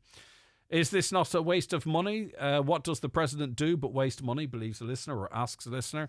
Good morning, Fionnán Bradley endorsing Bertie Ahern for president. What's wrong with him? This country is a mess and we need a leader with integrity, which are few and far between in Ireland. Listen, thank you so much for all of your messages coming in so far this morning. I've got a really good sample of them there. Keep them coming to 086 60 25,000. We'll be back with more after the break. The county's #1 talk show, the 9 till noon show on Highland Radio. It's time for Vision Ireland Bingo on Highland Radio.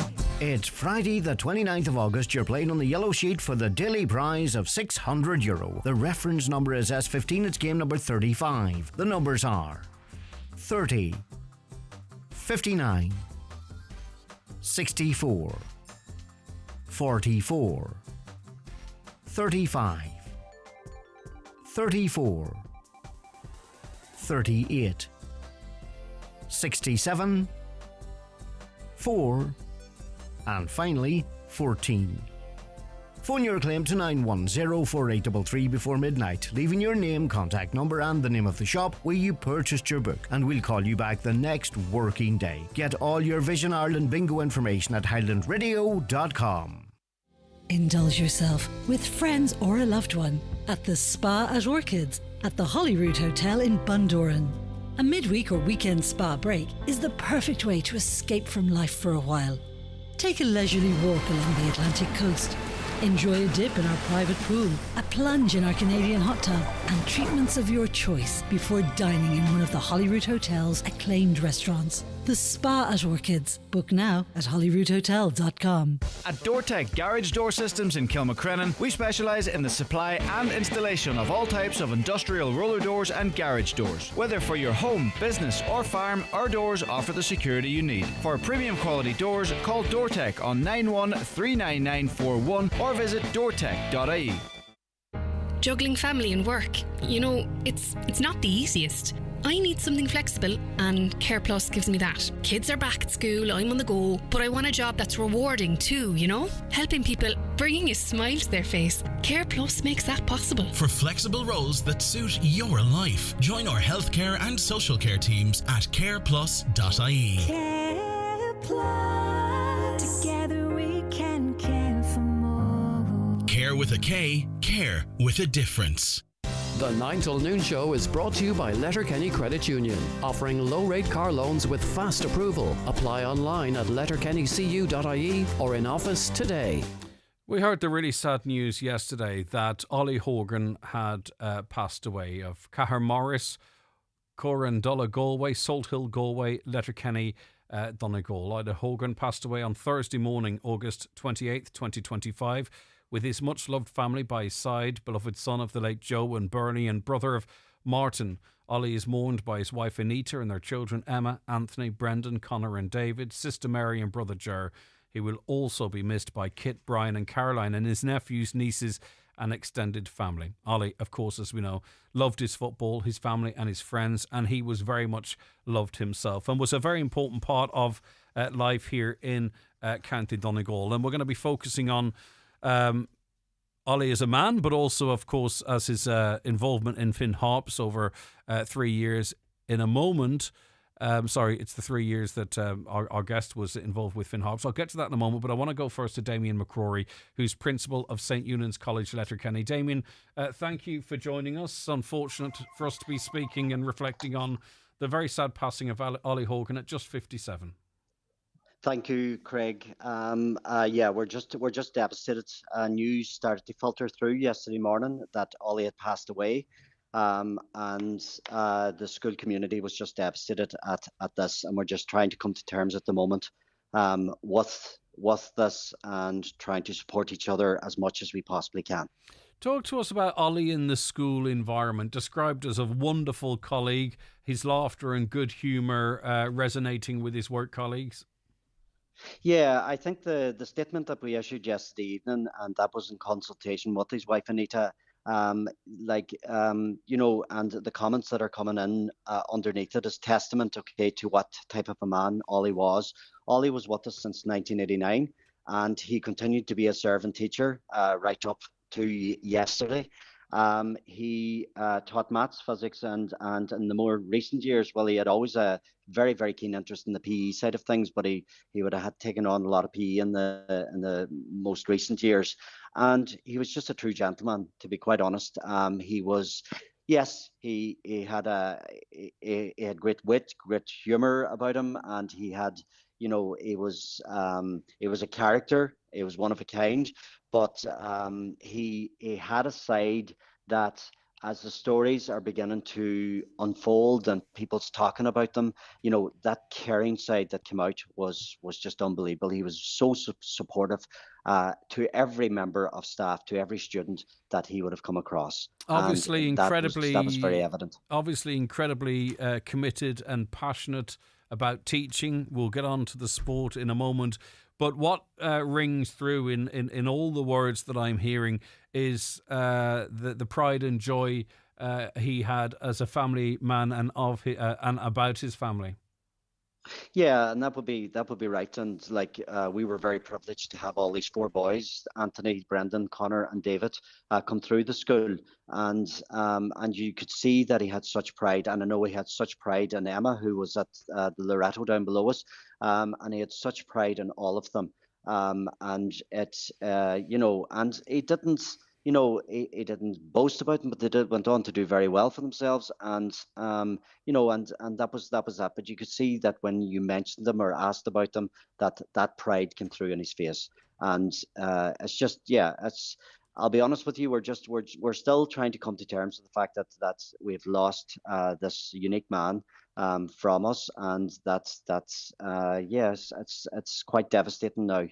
To our school and to the community at large. Okay, listen, Damien, thank you very much indeed. Damien McCrory there, who's principal of St. Eunan's College in Letterkenny. And in studio with me is Declan Kerr. And Declan, condolences to you as well, because not only have you lost someone who you worked closely with, who you had a great deal of respect for, but also someone that came to be a personal friend of yours. So a difficult time for yourself too. Yes, indeed, Greg. I suppose over the last number of weeks we had been hearing about Ollie's health issues, and I suppose while in the more recent weeks we knew probably that he wasn't going to make it, it's still a very, very difficult time for us all. And yesterday morning, when the news began to filter through of the reality of Ollie being gone, it's a huge loss, first of all, to his family. To his wife Anita, and the four boys, and his daughter, and the extended family, and of course the McGinley family are from Letterkenny here and well known in the area. So Ollie's a native of Galway, but he's been in Letterkenny since 1989, and I suppose I would have had a long association with Ollie going back to his Fannin United days, covering games in the Ulster Senior League. He would have won Ulster Senior League titles, and he also won an FAA Intermediate Cup in 1995. So yes, it's a huge loss to the football community, but most of all, it's a huge loss to his family. Talk to us a little bit about his character. Well, he was a very strong character, He had very strong beliefs in what he wanted to do in terms of football, but he was also a very decent man, a very human person, and a very caring person. And I can think of examples during his Van Harps days when players would get injured during a game, maybe down in Longford. I know that is one case where a player had to go to ED. Ollie, who always travelled by himself, he never travelled on the team bus. Ollie would stay on in ED, bring that player home, maybe in the early hours of the morning. That's the type of stuff behind the scenes that Ollie Horgan would have done. And he always had a great time for people. He was a people person. And if you ever rang Ollie, if he didn't pick up, he would ring you back within a few minutes. It was never a day, it was never 2 days. And I don't know where he got the time, because I can tell you the phone must have been to his ear. nearly 24/7. But he loved it, and sometimes when you love something, it doesn't necessarily feel like a burden or work. No, he loved it. He wouldn't have done it otherwise. Yeah. He was, like, in terms of his football and management, both as a player and particularly at Finn Park, at Finn Harps. I mean, he gave it his all. He put everything else on hold in terms of Finn Harps. He would go to the ends of the earth to get a player. He often did. I mean, if he couldn't get them in the League of Ireland, he would go to England, Scotland, and into Europe to get players. So yeah, it was a labour of love. But he was very good at that, wasn't he? I mean, I've read stories in the past of him attracting players, be it to Finn Harps or to Galway, that had UK options, had league football options, but he was able to persuade them that their future lay with a smaller, compared to the British options, Irish club. Yeah, he was very persuasive, and I suppose he was so passionate in the way that he talked to players. I've seen there just in the social media just in the last 24 hours, Adam Foley, who would have played in Northern Ireland and who had been out of football for a while, Ollie going up to Dublin at very short notice to persuade him to come to Finn Park. Adam had no intention of coming. He was out of courtesy. He met him, but within 3 minutes, Adam was convinced by what Ollie was saying, and he was a Finn Harps player within 24 hours. And actually, that season, Adam played a significant part in Harps' season that season. So that's the type of thing. I can think of players like Barry Malloy from Derry City who came, Barry McNamee from Derry City who came. I mean, that's in more recent times. So yeah, he had that. He had that persuasiveness. You have to back that up, don't you? Yes. You can't just persuade someone to come and then, all right, I've got you. You have to be able to back that up, and he clearly was able to do that. Yeah. During his time at Finn Harps, he was very successful. He was a successful manager. Yes, he was, because, I mean, a club with probably the lowest budget in the Premier Division, he obviously had to get to the Premier Division first, and I suppose the one big memory everybody will have is at the end of the 2015 season and that playoff where BJ Banda got the goal to get them up for the first time. And I mean, it was very challenging in the Premier Division, but he somehow managed to get enough players that were able to, and they always played as a team and as a unit. And sometimes people would have talked about Ollie being negative in terms of when he would be talking to the press or playing things down, but he must have sent some message in the dressing rooms, because when players come out onto the field as a team, I mean, they delivered a couple of promotions and a couple of relegation playoffs, some huge nights at Finn Park, some big ones, including over Derry City and Shamrock Rovers. So yeah, I mean, he was punching above his weight in terms of the competition that he had in the Premier Division. But looking at some of the posts from some of the managers in the League of Ireland over the last 24 hours as well, they have nothing but admiration for Ollie Horgan. And he brought something extra to the League of Ireland. He was a larger-than-life character, and he was good for the League of Ireland. And I think other teams and other clubs appreciated that. Well, do you know what's kind of interesting?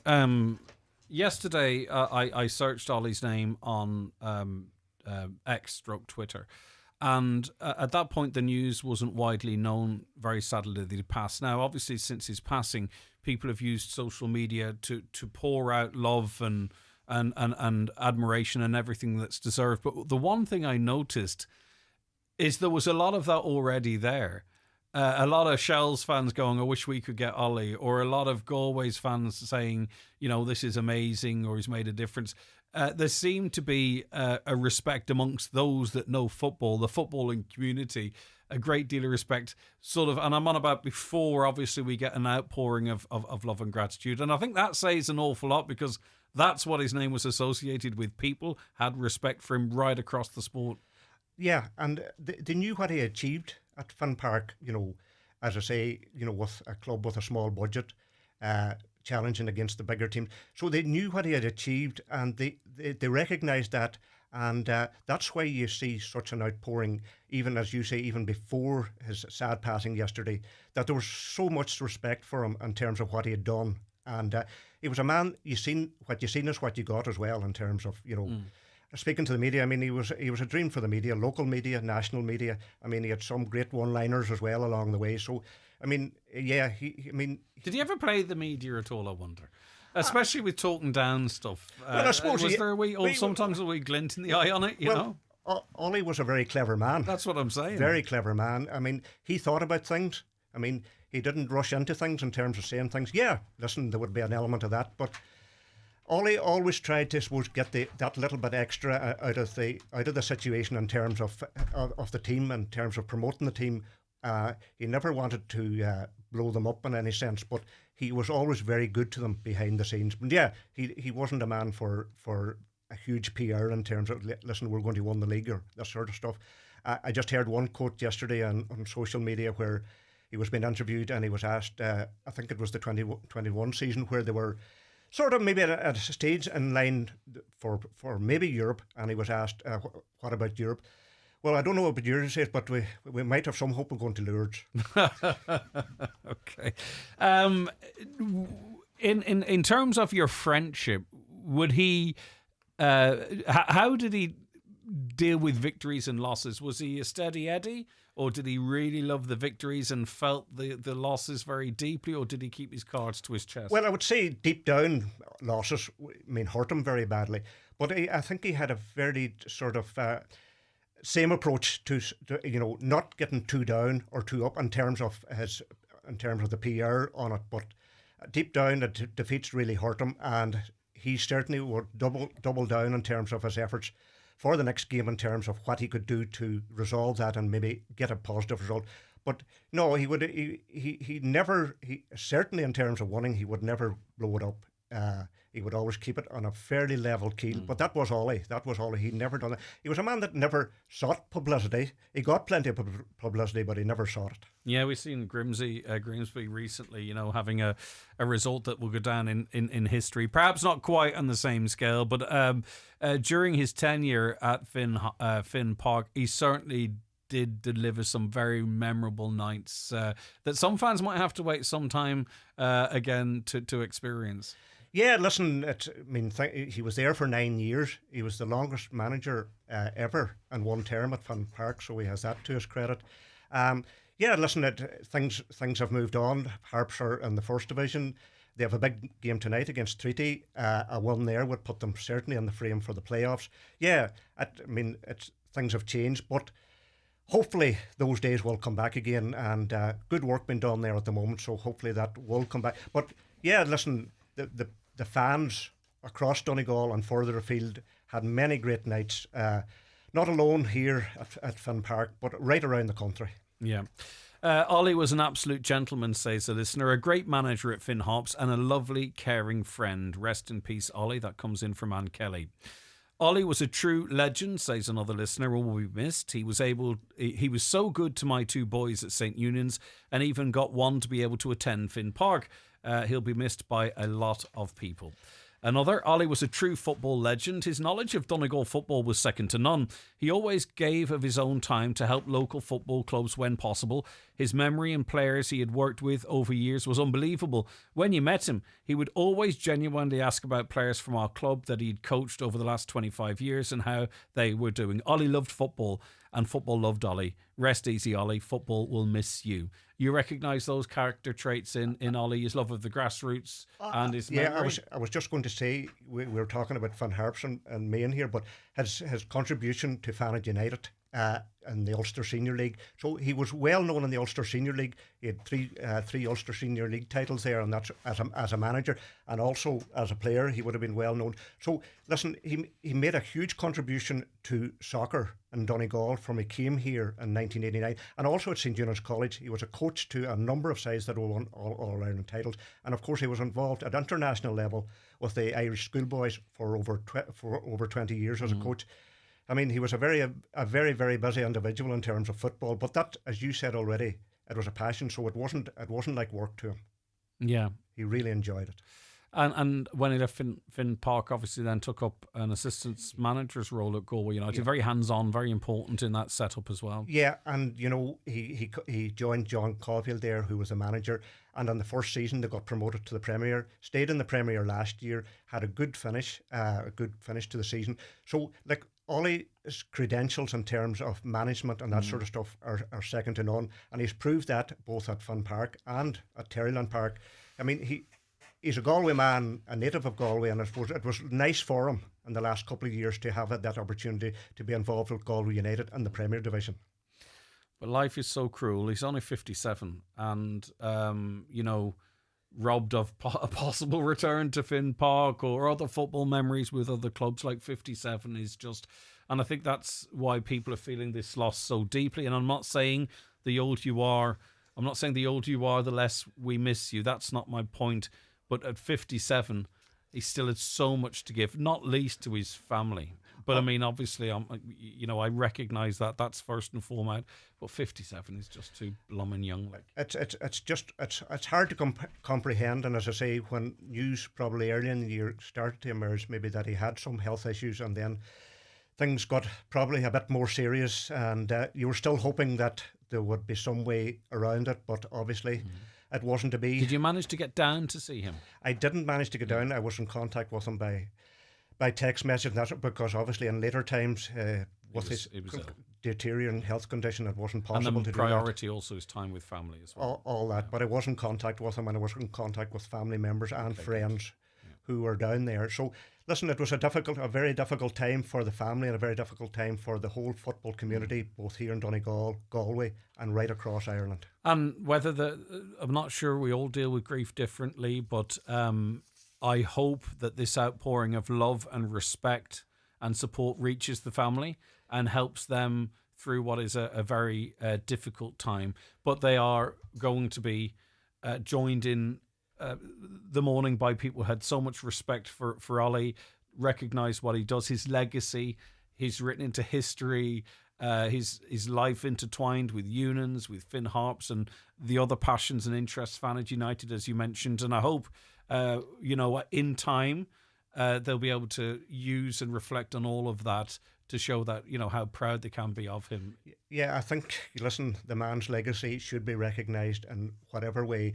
This is not the time to talk formally about that, but certainly into the future, Ollie Horgan's legacy to football right across the country, but more particularly, I suppose, when we're thinking about it here in Donegal, through his Fanage United and his Finn Harps, that something should be done to recognise a man. Like, listen, he was unique. He was some man for one man. Yeah. Okay. And listen, Declan, I know you've come in to help us talk about Ollie, and all he's contributed, but also obviously speaking to us through grief too, at the loss of someone you had a great deal of respect for and someone you counted on as a friend as well. So we appreciate your time. Thank you, Greg. Declan Kerr there, remembering the late Ollie Horgan. It's hard to put that into context, really, in one's mind, just 57 years of age. But I hope we did him justice in remembering him there. If you have any further memories or interactions with Ollie you wish to share, feel free to get them into us, 08660 25,000. The 9 till noon show with Letterkenny Credit Union. Simplify your debts with a debt consolidation loan from Letterkenny Credit Union. Call us on 074 910 2126 or apply online via our app or in office today. If you're aged 59 to 70, we will invite you for a free HSE bowel screening home test. Screening can help find signs of bowel cancer early, before any symptoms show, making it easier to treat. At Dunnes Stores, our autumn savers will get you back into the swing of things. With Kellogg's Rice Krispies 660 gram and Capri Sun 10 pack, all better than half price. Or choose selected wines like Silver Mauky's Sauvignon Blanc, Monteliana Frizzante Blanc or French Pinot Noir, just €7.50. And save more with your 10 off 50 or 5 off 25 vouchers. Dunnes Stores, always better value. Terms and conditions apply. Voucher can be used on next grocery shop of €50. Voucher excludes alcohol. Please drink sensibly. They say time equals money, so spend your money where you spend your time. No matter what your preference is, Cooney's Home Interiors has something to suit every taste and budget. With our extensive range of home furnishing to fit every room and style, from mattresses and beds to rugs, mirrors and suites of furniture. Visit us in store today and see for yourself what Cooney's have to offer, and let us help you make your dream home a reality. Cooney's Home Interiors, Letterkenny Retail Park. Huge range, great prices. Back to school at Brian McCormick Sports. Tracksuit bottoms, backpacks and back to school trainers. 20% off Adidas trainers for kids and adults. Click on BMC Sports for your back to school needs. Brian McCormick Sports, Main Street, Letterkenny. It may not be happening in our country.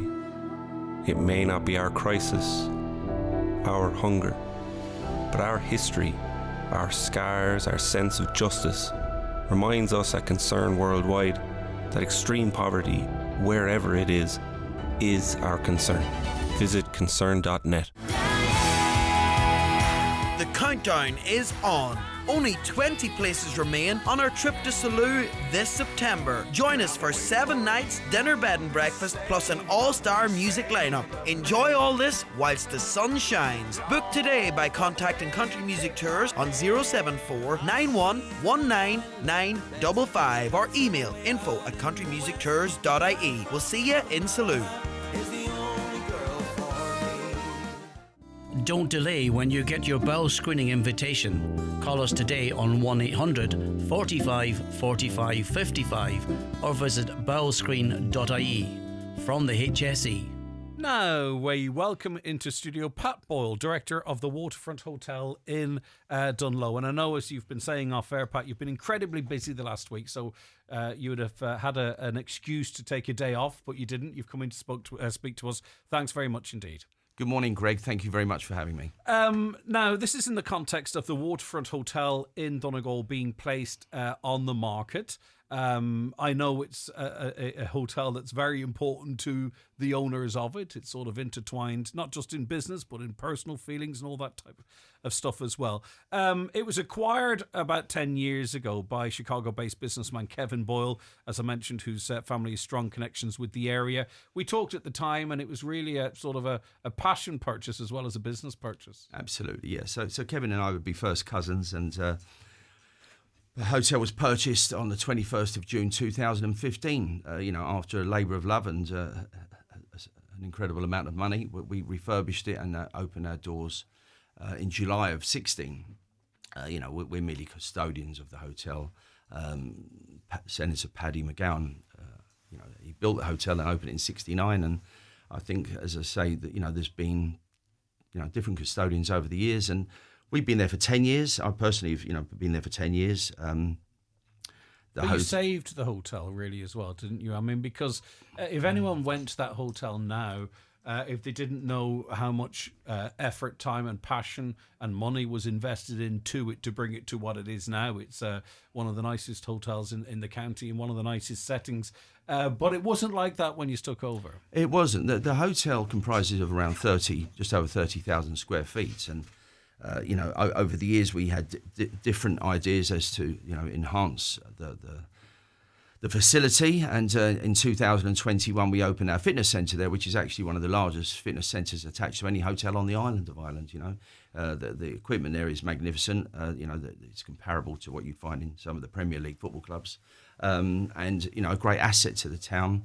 We endeavoured to open up a spa there as well, and COVID hit us in 2020, and that was all put on hold. And after multi-million euro investment in the property, and I say in the property, it's actually the staff of the hotel that make it what it is. That they're the wheels that turn the cogs, or the cogs that turn the wheels, and it's about the people there. Some of the people that have been there, worked there since we opened.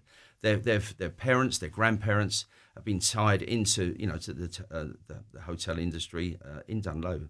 We, as I say, we endeavoured to open a spa there, and it's going to take another significant amount of money to get that across the line. So we're hoping that somebody's going to take the hotel from what I would consider to be wonderful to fabulous. Right. So you just and in choosing the words carefully, I think described yourselves as the current custodians of this hotel.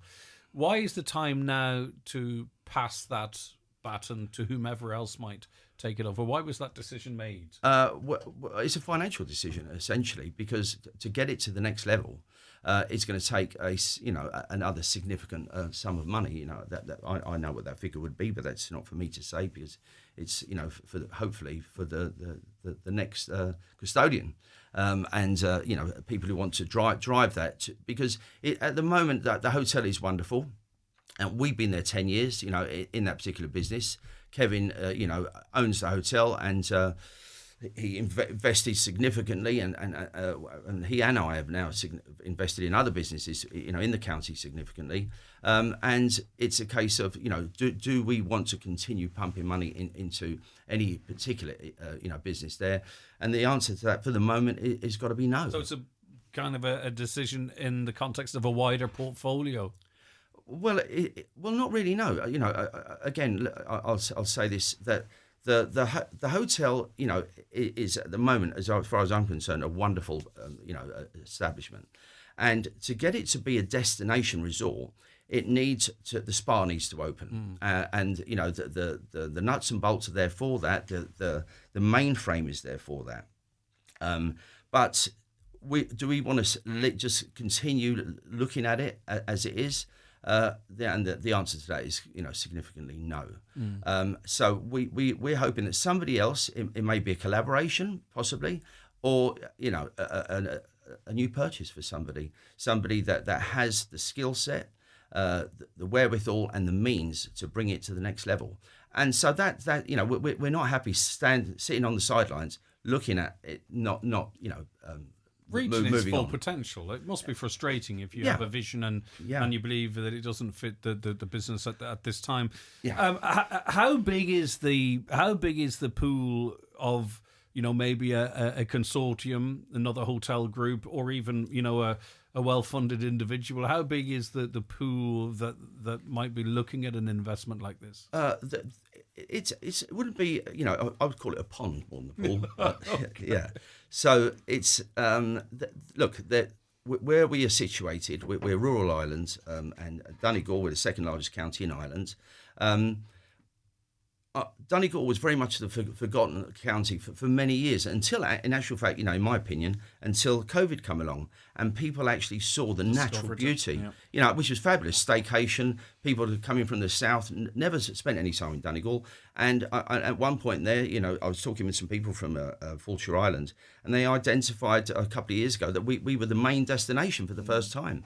So it's to get the for argument's sake, that some of the big consortiums to Dunlow, for argument's sake, is going to be a stretch.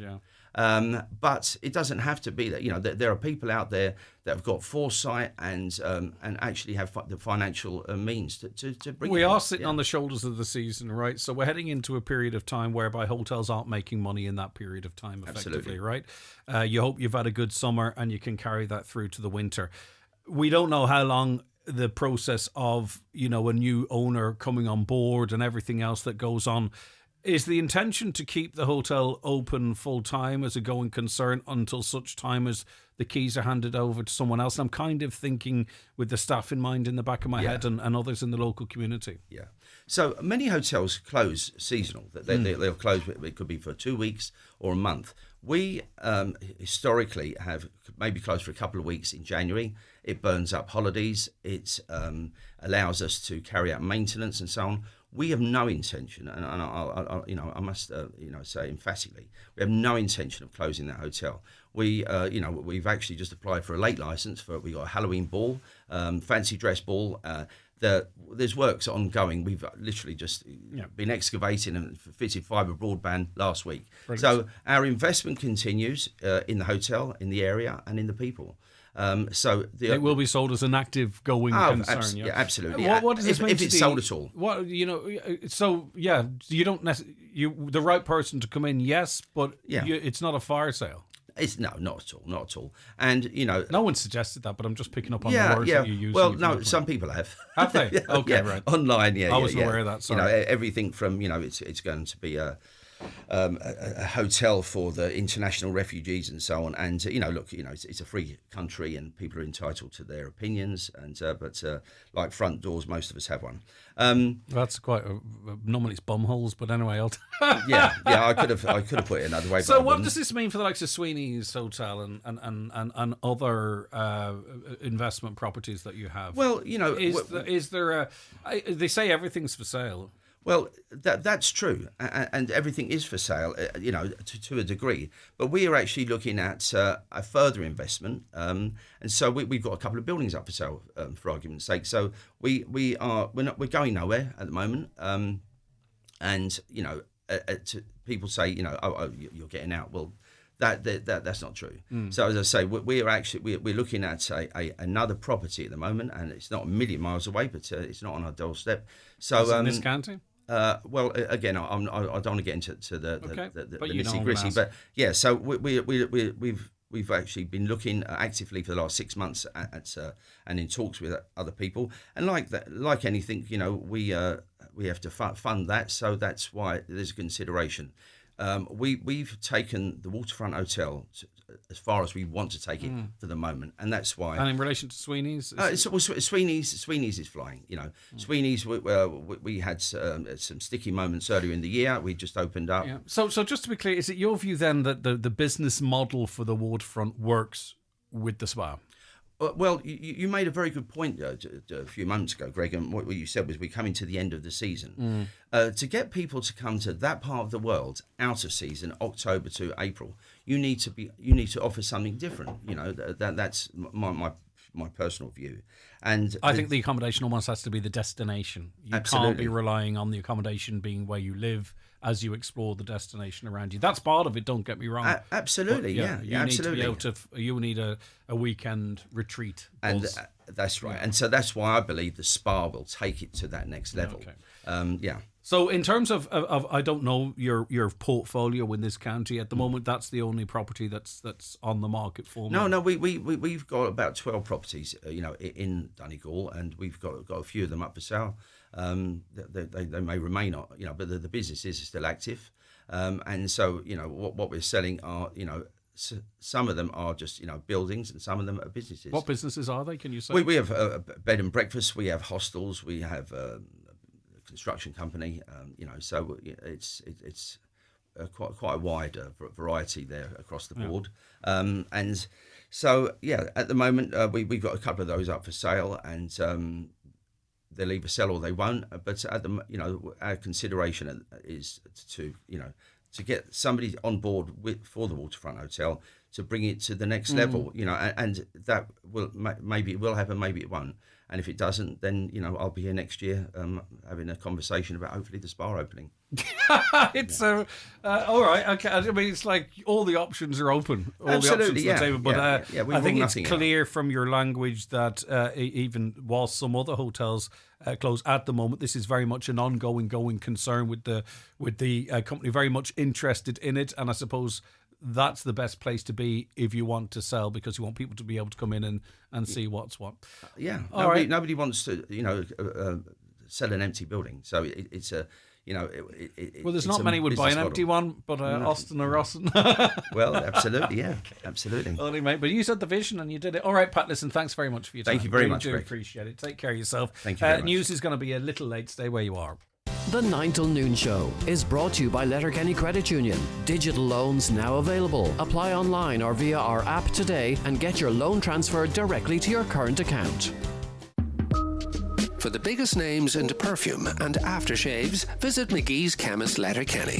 Dolce & Gabbana, Paco Rabanne, Carolina Herrera, Calvin Klein, Jimmy Choo and Burberry, Ariana Grande, Jean-Paul Gaultier, Vera Wang and many more. From timeless classics to celebrity favourites, there's a perfume or aftershave for everyone at McGee's Chemist Letterkenny and online at mcgees.ie. Kira has started big school and her parents had to break some bad news to her. Big school means growing up and growing up means homework. Luckily, they've prepared Kira's favourite dinner from Aldi to get her over the shock. A homemade pizza with Carlos stone-baked pizza base, Cucina classic pizza sauce, and specially selected grated Irish mozzarella. One bit of homework she won't get tired of. Good food, good mood. From Aldi. It's the 2025 World Chip Sizzle Freestyle Contest, and Charlie's Chips are in the lead again. They're coming up to the finishing pan, and Charlie's Chips are the 2025 World Champions. Sourced locally, hand-cut and freshly cooked. Served with mouth-watering burgers, fresh battered fish, or delicious chicken. Open Tuesday to Saturday 12 to 8, and every Friday for breakfast from 9. Take away or sit in. When the hunger hits, pull into Charlie's on Pierce Road, Letterkenny. Did you know you can earn up to €14,000 tax-free if you rent a room in your own home to students? If you're in Letterkenny and have accommodation to rent, maybe a house, apartment, digs or a room, the Students' Union at ATU would love to hear from you. Call 086 77 02 700 or email suwelfare.donegal@atu.ie to have your property added to their student accommodation list. Highland Radio weather updates with McElhinney's. Get back to school sorted with all the essentials from school jumpers to shoes. Visit our kidswear department in store or shop online at mcelhinney's.com today. Okay, so a mix of scattered showers and sunny spells today with a few heavy ones possible, but they will become more isolated later in the day. Highest temperatures of 15 to 19 degrees in moderate westerly winds, fresher for our exposed coasts. Watch the show live now on YouTube, Facebook, and at highlandradio.com. All right, it is 2 minutes past 11. Let's get a news update, and we cross over now to Donna Marie Doherty. Thanks, Greg. Good morning. A former Donegal deputy says he believes that speculation Pearse Doherty is set to run the race to become the next president of Ireland is only speculation and not fact. Thomas Pringle says he's firmly backing Catherine Connolly in her presidential bid and that he will assist in her campaign. The Irish Independent made the claims reporting Deputy Pearse Doherty's role as finance spokesperson and a Gaeilgeoir could give him a competitive edge if he was to enter the race on the basis of his outspoken approach to the cost of living crisis and advocacy for Gaeltacht issues. Visitors of Linsford Beach in Buncrana are warned to be vigilant after a local woman was badly stung by a weaverfish. Councillor Jack Murray has made the appeal, stating that the National Poisons Information Centre of Ireland also recently issued a statement warning that the weaverfish were present in Donegal. The woman in question told Councillor Murray that when she tried to remove the stinger, the poison then burned her hands. The Department of Education is being asked to make it clear when school payments are voluntary. There's been claims letters sent to parents often make the charges look compulsory, creating pressure and leaving teachers and principals acting as debt collectors. Under the Education Act, schools in the free education scheme cannot charge mandatory fees, and any contribution requests must be clearly stated as voluntary. The HSE is urging parents of children born between March 1st and the end of this month to avail of the RSV immunisation. From this coming Monday, it will be offered to newborns, but now for the first time it's been offered in the community. RSV is a largely seasonal respiratory illness that can affect any age group, but can be particularly impactful on very young children under the age of 2. And finally, Israel has declared Gaza City a combat zone. Its military has also announced it's suspending humanitarian pauses in the city, which previously allowed aid into the area. Gaza City was among 3 areas in the enclave which Israel paused fighting in last month. That's all for now from the newsroom. Back with more headlines at 12 noon. Thanks so much, Donna Marie, and we'll be back with more after we take a break. Stay where you are.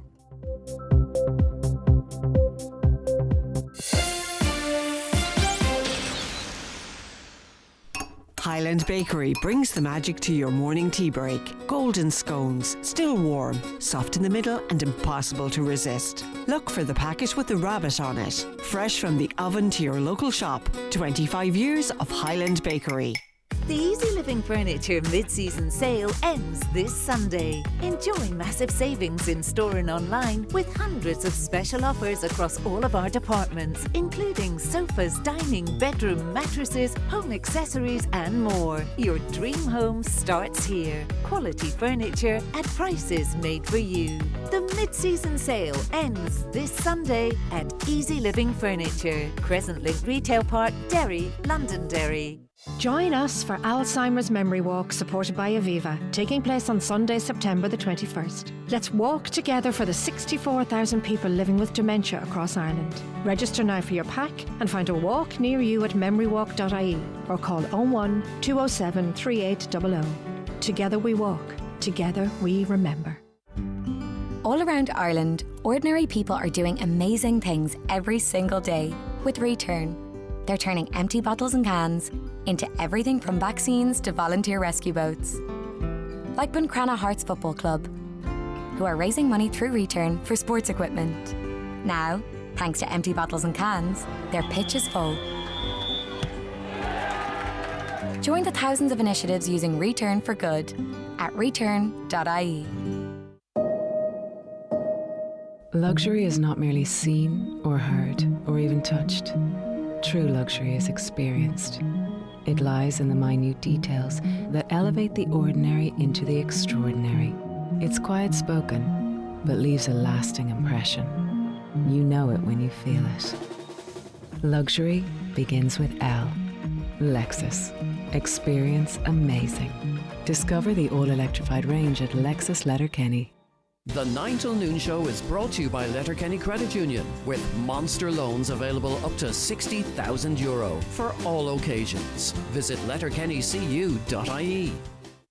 Tá fistruchan bunithe inis cheadanú starúil agus úsáid valproate sodium I measc ban atá an ís cluine. Is féidir le valproate sodium docharíanamh don étas le linn turchais, ach tá sé éfachtach an titimis agus neamhhard zéfolach a chóráil. Ná stoppa ghlacha gan labhart le do gharmi cuaram sláinte. Sa chás go bhfuair tusa nó báil taileí diagnóis neamhhard FVS bhfuilinn clustal wets. Téigh svinquiry.ie. Tunscnibh de chud rialtas na hÉireann. All right, Catherine Connolly is the only name currently on the ballot, so to speak, for the presidential election.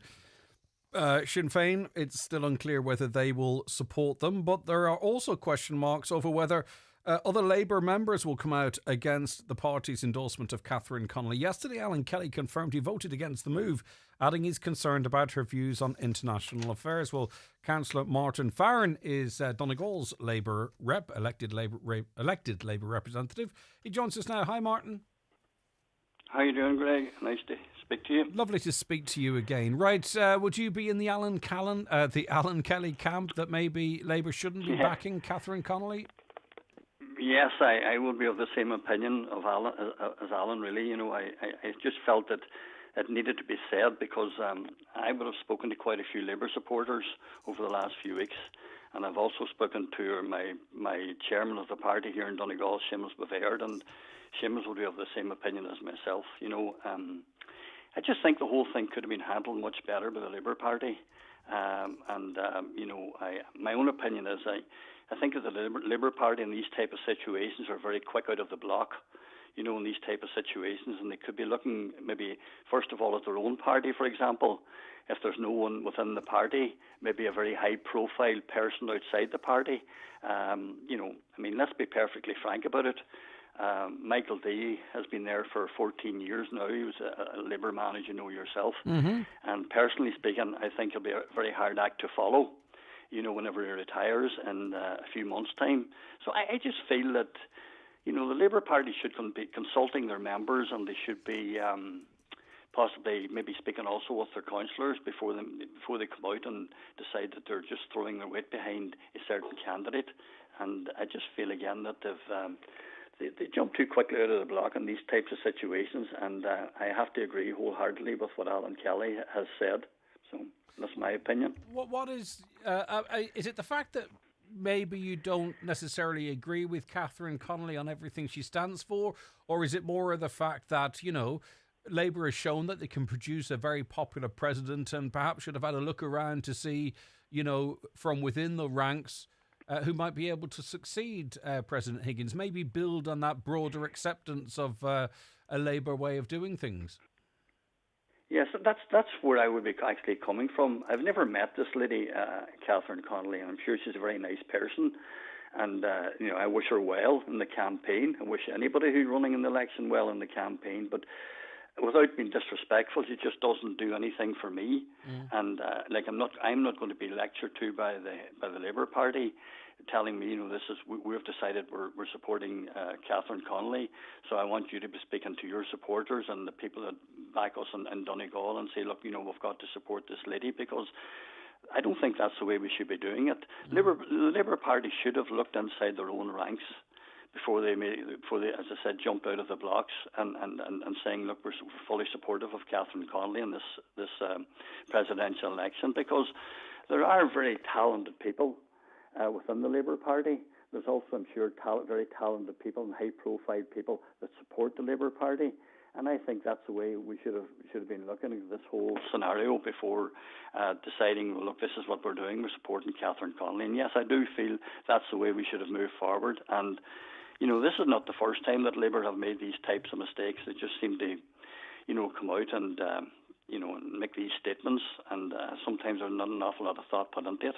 And, so Catherine Connolly's due up here on the 11th and 12th of September. It's quite some time away, but just to get an understanding of how this works, would you have been contacted by the Labour Party maybe to be seen with her, photographed with her, or maybe that probably might not happen now, or maybe never would have happened? I'm just curious how it works. No, I haven't been contacted by the Labour Party to do that, but I wouldn't be doing it anyway. I get that. I'm my own person. No, I get that. I am my own person, and I'll do everything that I can to support the Labour Party, and I'll do everything that I can to support the people that elected me onto Donegal County Council, but I certainly won't be dictated to or lectured to. And, I think myself, Greg, really, to be honest with you, we're hearing an awful lot of names out there at the moment, and there'll probably be some talented people whenever they're all selected. And I think people really, when you're talking about a president of your country, you really want the best person in doing that job, because they're going to be representing you for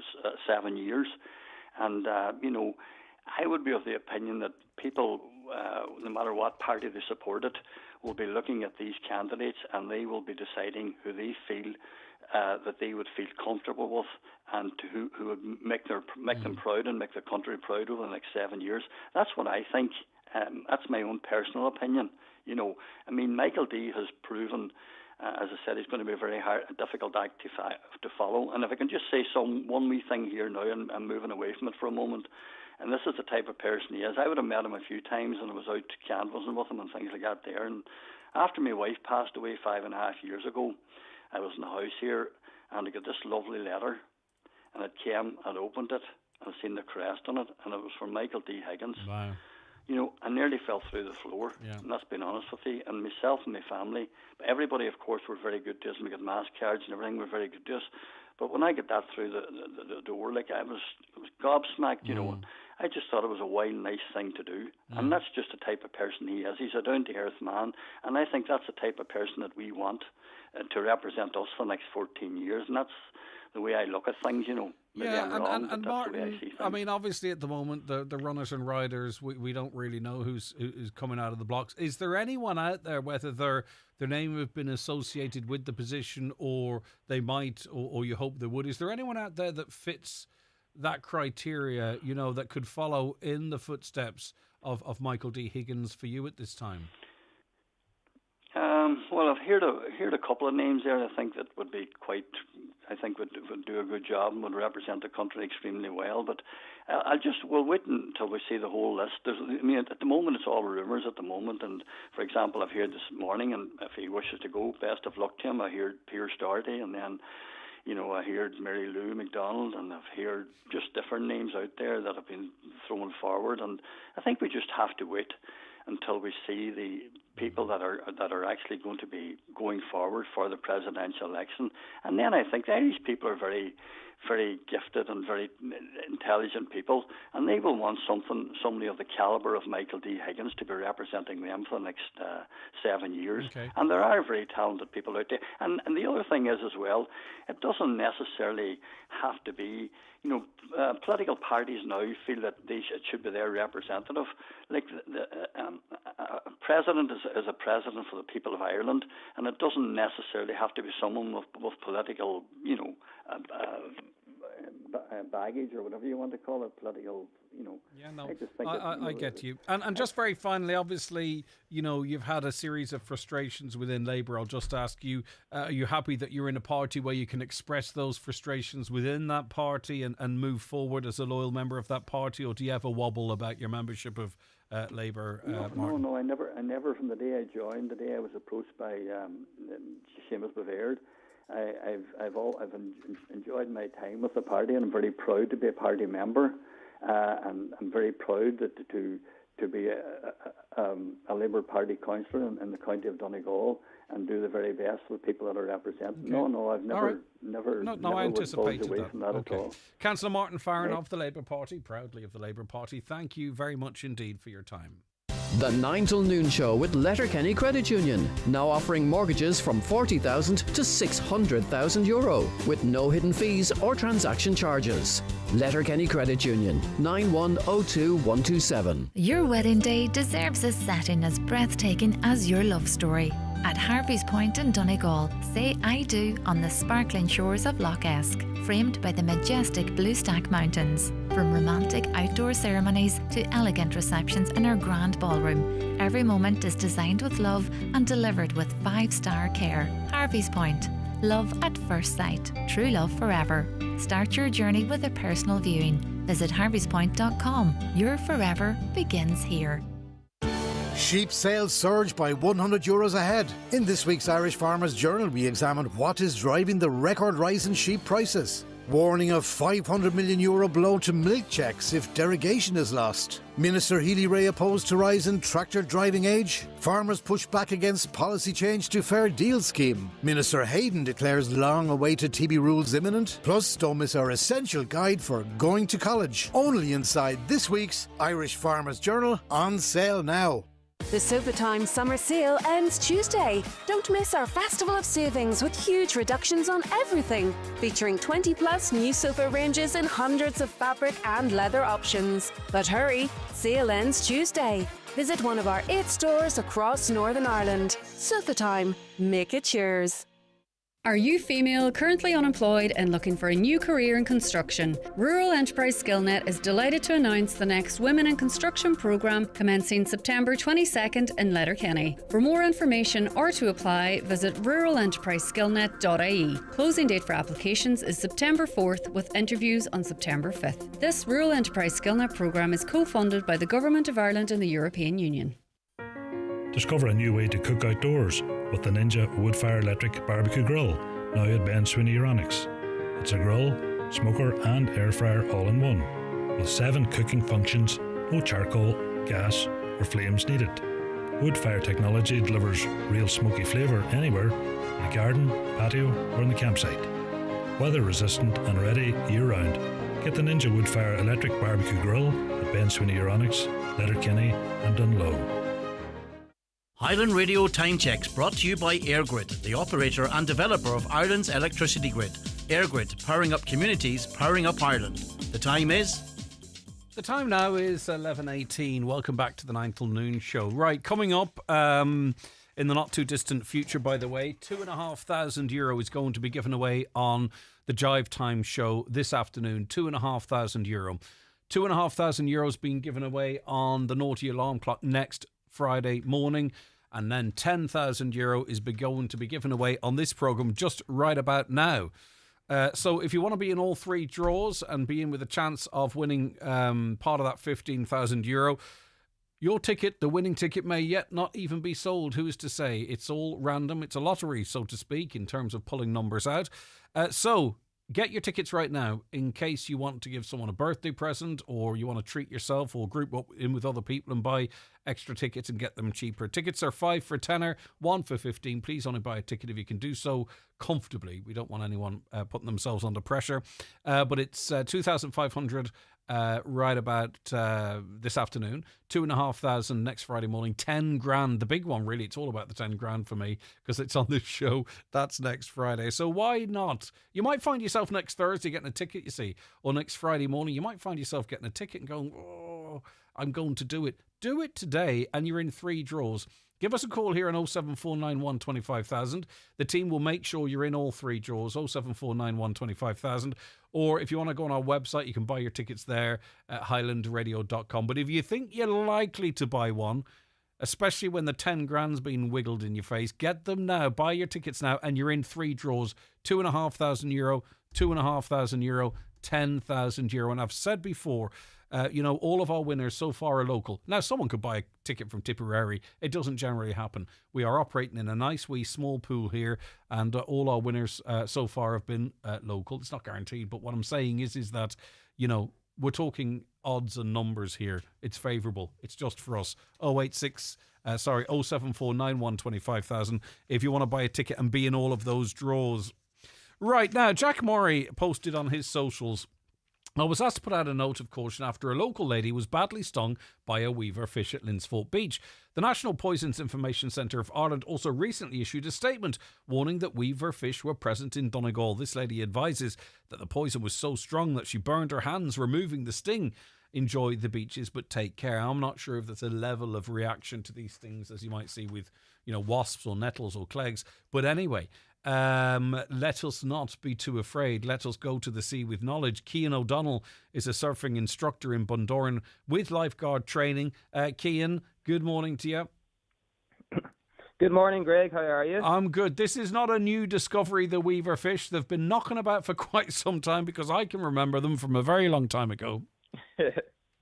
Absolutely. So I just thought I'd come on just to offer a bit of information and just some practical advice, because I've had more of my fair share of experience with these weaverfish. So I'll just keep going. Actually, yeah, so the weaverfish, they're in Donegal all the time. So it's not a new phenomenon. It's they're always there. So what it is, it's a relatively small, thin fish. If you Google them, they're actually quite funny looking, But they submerge themselves in the sand, just below sand level, and they've got like a little stinger on the top, and you're more likely to get in contact with them at low tide. So over the last kind of 2 or 3 weeks, we've had fairly massive spring low tide, so that's probably why this incident popped up. And so what happens is, if you step on a weaverfish, it's actually technically not a poison. It's called like an enzyme / protein, and they inject it into you. So it depends where you stand. Especially if they get the middle of the foot where the skin is generally softest, they can get more of the stuff into you. Now, in most cases, it's totally harmless. Now, I'll be honest, it does hurt. It's the stuff. It kind of goes up as it travels through your bloodstream. You get this it starts off as a very dull throbbing pain, and it does get worse. But the only good news is there's a very quick fix. If you do find that you come in contact or you have been stung, your first port of call is, if it's a lifeguard at beach, go straight to the lifeguards. They'll sort you out straight away. So if you're not in a position where there's a lifeguard present, what'll neutralize this kind of enzyme that's in your foot or whatever body part is heat. So you boil the kettle and you put it in a bucket, and then there's a little hack. You maybe dip an unaffected body part just to test the water, and as soon as you can handle the heat, you submerge your foot in the hot water, and you may have to dip in and out, but as much heat as you can handle, and 99% of the time that'll actually the pain will go away pretty quick within maybe in less than half an hour. Within a few minutes, that'll sort that. So as far as the stinger is concerned, you don't remove the stinger. So usually you just leave it in there, because unfortunately, in the case that you're speaking of there, I know it's a natural reaction, but you can make things, either you can embed the stinger further, or you can maybe sting another part of your body, and then that can lead to complications. But now, there are exceptions. I've never come across it. Some people may take an allergic reaction, in which case you do need to maybe go to the hospital, or even better, go into the now doc you'll probably get seen quicker, and they maybe be able to take it from there. But I've been stung loads of times over the years. Sometimes it goes away itself, and if not, you just boil the kettle, get the hot water out, and and then I suppose the other thing to say is that it's, in the grand scheme of things, they're very uncommon. I think in the surf school down in Bundoran, we've had, I would say, actually thousands of people passing through all summer long during the summer season. Over the case of 3 months, we've had fewer than, I would say, 3 or 4 weaverfish instances, and generally we just get them in the hot water, and then they're back in the water the next day, if not within an hour. Sometimes they can just go straight back in. And then the final thing is I'll give you a few tips to actually prevent this happening at all. Good stuff. If you are going out and if it's a low tide, even usually they can't sting through any kind of bootie or those rubber water shoes. Even the little boots that you get in cheap in the supermarket. Little and Aldi, I know where you're coming from. You've seen them. They're a wee slip-on yokes. I don't know if I can mention them. No, it's fine. Any of the ones you kind of see black illegal, mesh on top with a wee rubber sole. I think people will know them. Yeah. Even those will prevent the sting. And then if you are on the bare feet, if it is a low tide, if you're wading through the water, rather than kind of doing big steps, if you kind of drag your feet through the water as if you're kind of kicking up a bit of sand as you go along when you're walking, that'll scare them off if there is a weaverfish present. But I've got tingles generally up my legs. they're safe. Yeah. I know, exactly. It's very important, isn't it, that we it's great advice, but please don't be afraid to go near the water or make it change your behaviour, because stings are very, very rare. They're always there. We deal with jellyfish and all that type of stuff. And I think it's kind of one of those things, people that use the sea all the time are going like, what are you on about? And then the rest who never use the sea are like, I'm never using the sea. And then there's maybe someone in the middle that they're the ones that get the odd sting here and there. But they're there. They're part of the infrastructure. I'm sure they play some sort of an important role. But your experience is thousands of people through the surf school, and the stings are very few and far between, and people bounce back from them very quickly. Yeah, and as I said, as a disclaimer, there are exceptions, but I'd say you may take an allergic reaction to it. But I'd say if I was to put a statistic on it, I would say in terms of your chance of getting stung by a weaver, I'd say it's definitely less than 1%. And then from within that, if you were to have some sort of an analeptic reaction or what have you. But someone inclined to perhaps also would be conscious of such reactions to other things as well and would be acutely aware of that. All right, Cian, I like a bit of common sense. This is good. I'm not saying anyone else is exercising not common sense, but just to put something into context for us so people have the knowledge. Knowledge is power. This is it, and we don't want to scare people out of the water. We like to see people using the water safely. Hear, hear. Have a great one, Cian. Keep her lit. Thanks so very much indeed. I want to mention that Kilmacrennan Celtic Academy are having a 3K run and walk today. You're invited to come along and support Kilmacrennan Celtic's Academy fundraiser by running or walking on a safe off-road route. You're invited to bring your prams, your dogs and your energy for this fast-paced course. There are cash prizes, refreshments served on the day, and chip timing as well, which would be of interest to some of you. It's a tenner to enter for adults, €5 for under 18s. It's at the new pitch, Kilmacrennan, and it starts this evening at 7:30 p.m. with the race start and finish on the pitch. So if you want to clear the cobwebs this evening, a 3K run or walk, and you want to help support Kilmacrennan Celtics Academy, tonight's the night.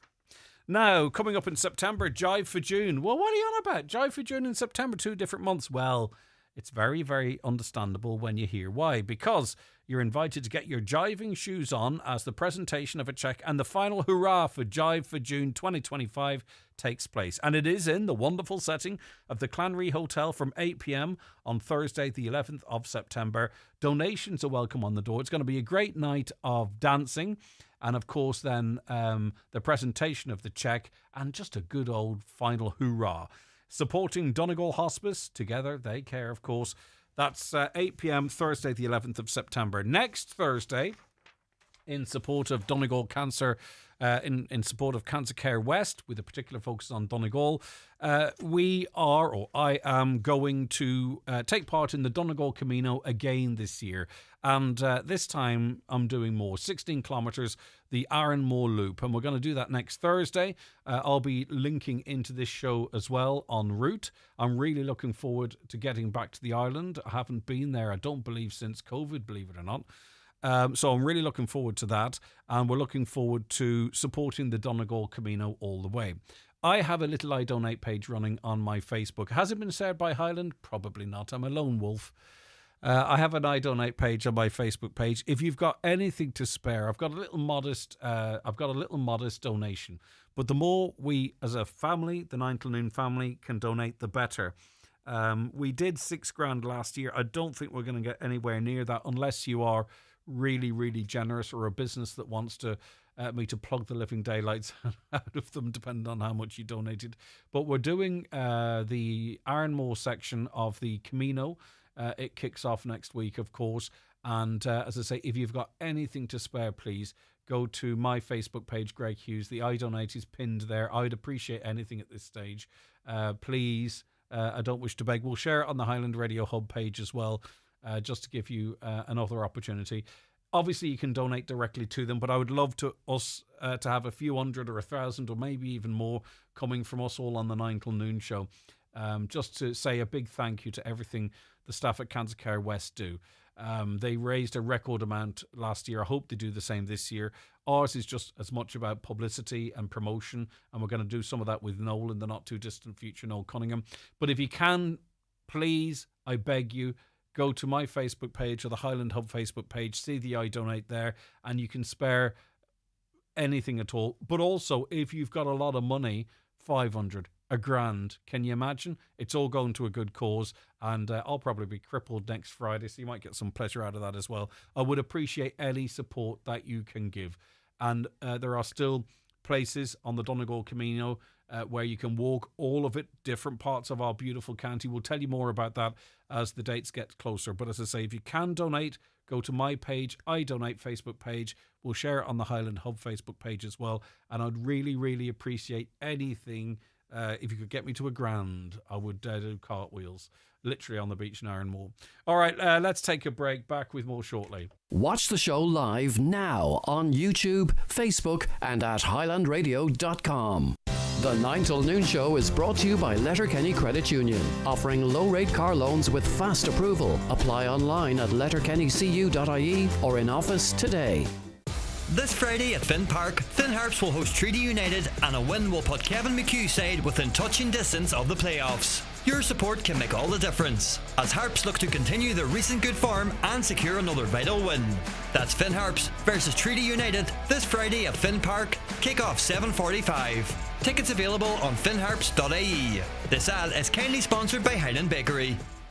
Country Sundays at the Clanry Hotel, Letterkenny. This Sunday there's Claudia Buckley and her band, dancing from 9 till 11, admission €20. Doors open from 8, and there's early dancing from 8:15 with Keelan Brown, plus music afterwards in McGettigan's Bar. Coming attractions Sunday 7th of September, it's Mike Denver. But this Sunday there's Claudia Buckley at the Clanry Hotel, Letterkenny. It's the Right Price Tiles wood flooring and bathware 70% off sale. Get up to 70% off all your purchases. Up to 70% off all tiles, all wood flooring, all bathware. Everything's reduced in store. The 70% off sale at Right Price Tiles, wood flooring and bathware. Stores nationwide. Sale ends Sunday. New this week in Home Store and More. All mattress toppers are all 33% off. But better hurry, because when all our 33% off mattress toppers are gone, they're gone.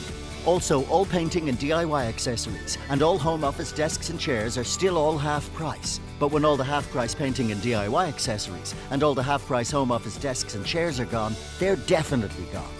Drop by your local Home Store and More. Visit us online at homestoreandmore.ie. Home Store and More. A happy home. The 5th annual Donegal Camino takes place from Sunday the 31st of August to Saturday the 6th of September 2025. I'll be taking part in day 5 of the Camino with the Ironmore Loop Walk on Thursday the 4th of September. It's a 16-kilometre walk, and I'll be doing live links from beautiful Ironmore. Last year, the Donegal Camino raised an impressive €122,000, a record-breaking sum. They're hoping to surpass that amount again this year with your help. You can donate at idonate.ie/event/Donegal Camino 25, with all proceeds in aid of Cancer Care West, who provide amazing services to cancer patients and their families. Yep, did that in one take. Now, I also want to say that you can go to my Facebook page as well, and you can donate there, and it's also being shared on the Highland Hub Facebook page. I've greased the appropriate palms to ensure that happens.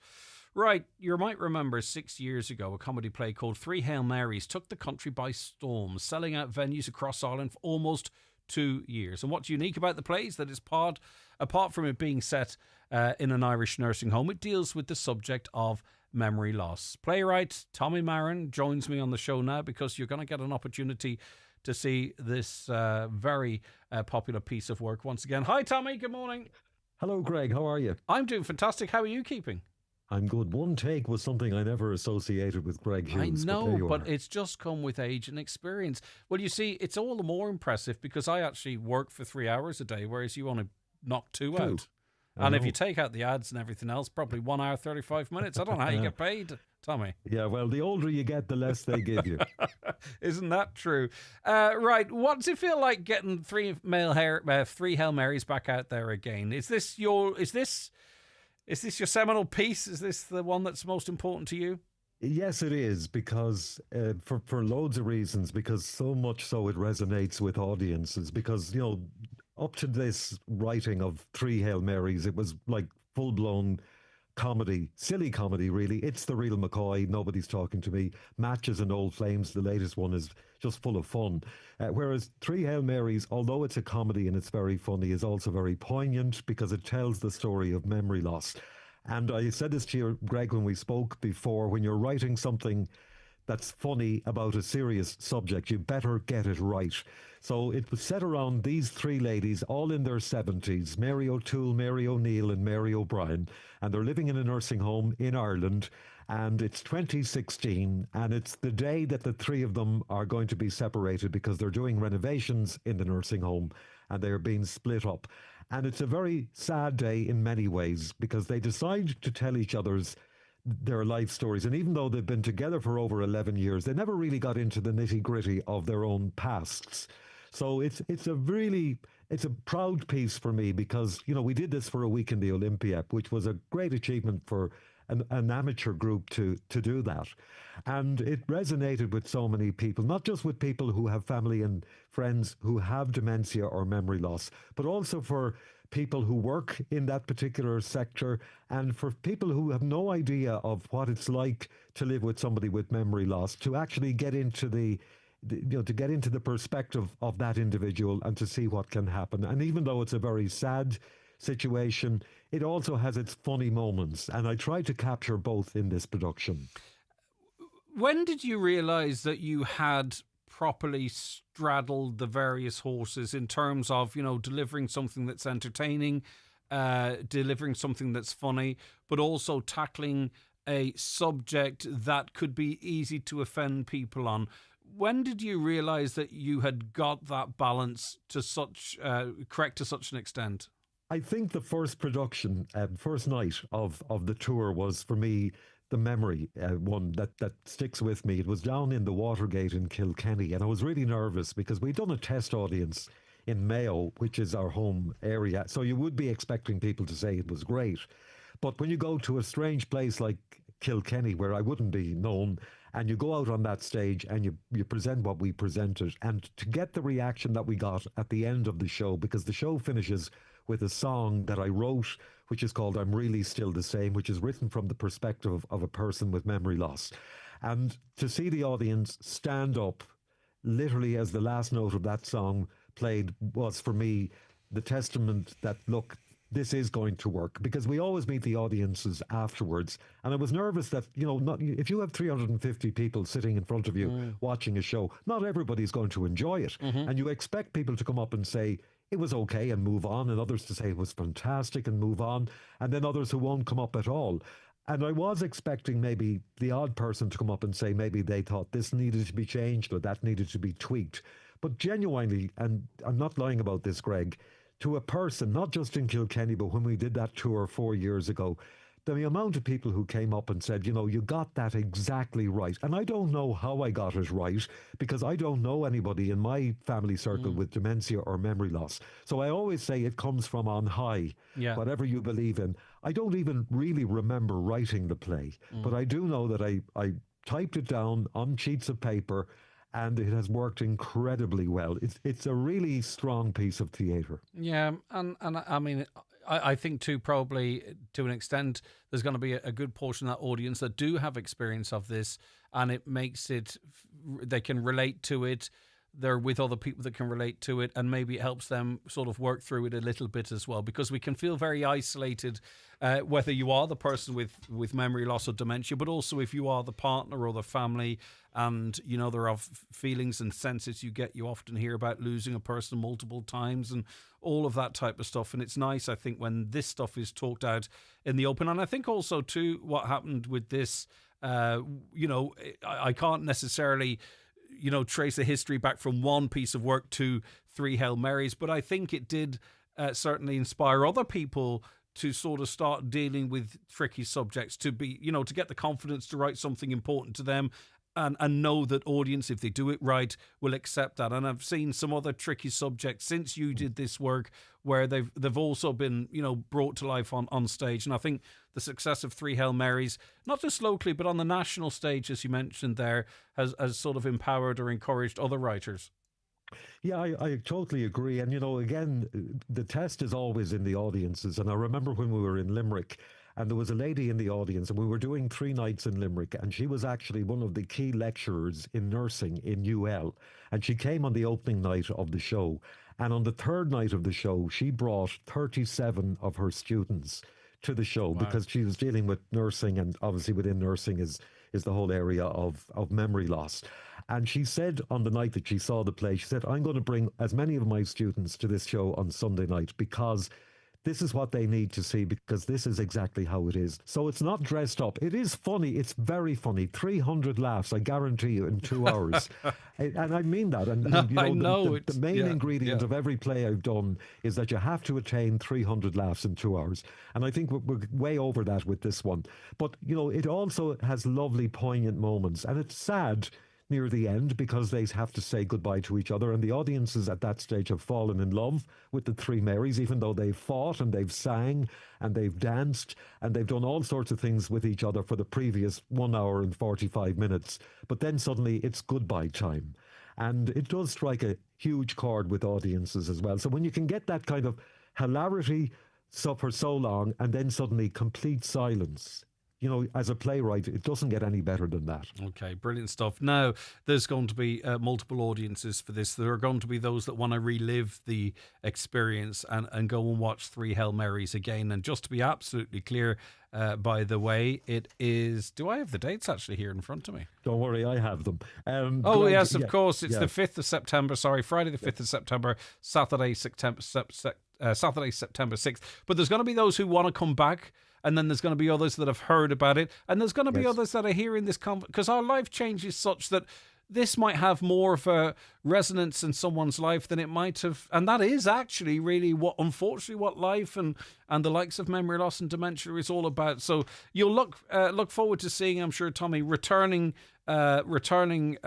guests, so to speak, but also people who've heard about it and those who may find it more relevant to them now. Though you don't have to have, by the way, sorry, Tommy, keep talking. I just want to be clear, you don't actually have to have someone in your life that's affected by this. It's for a broad audience. Yeah, it's for a broad audience. And the age profile of the audience has been incredible, from literally 21 up to 85. And I just want to say, I've tweaked the script, Greg, and I've changed some of the script. So even if people have seen it before, and lots of people came to see this play 3 and 4 times the last time we did the tour.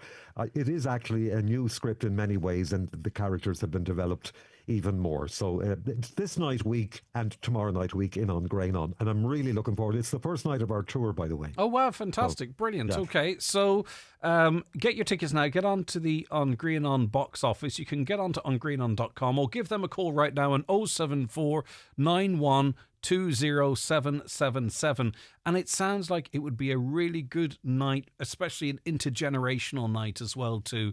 So get along to that Friday and Saturday, the first 2 nights of the tour, and there's nothing's guaranteed that we might see it again in the future either. I'm sure maybe you have something penciled in, but nothing is guaranteed in that regard, Tommy. Okay. But listen, thanks, Greg. It's great to be heading back up to Letterkenny next week. Looking forward to it. And the Three Hail Marys are too. All right, brilliant stuff. Thanks so much, Tommy Marin, who is, of course, a presenter on Midwest Radio, a very popular, one of the most popular morning shows actually in the country. Me and him used to work together actually back in the days of Northwest Radio. Midwest Radio had this thing where they there was some crossover programming between Midwest and Northwest. It was kind of the same and all that kind of stuff. But anyway, he's back up here in Donegal next Friday, next Saturday. It's the 3 Hail Marys. We're going to try and get along to that ourselves, actually, because I've talked about it in the past, and I need to sort of start following through and stuff that I want to do, and I do want to go along and see that. So I look forward to hopefully getting that in the bag and maybe talking about it then thereafter. Right, okay, 3 Hail Marys on Green On Theatre next Friday, so that's today week, next Saturday, tomorrow week. Get along to the box office on greenon.com or call 07491 20777. The 9 till noon show with Letterkenny Credit Union. Simplify your debts with a debt consolidation loan from Letterkenny Credit Union. Call us on 074 910 2126 or apply online via our app or in office today. It's Cabaret 25 at Harvey's Point. We start again on Wednesday, September the 3rd, and every Wednesday until November the 5th. An amazing lineup of stars, gourmet food, the warmest of welcomes, and all in the beautiful surrounds of Harvey's Point on Lough Esk, Donegal Town. Book today 074 972 2208 or harveyspoint.com. The Harvey's Point Cabaret, a night not to be missed.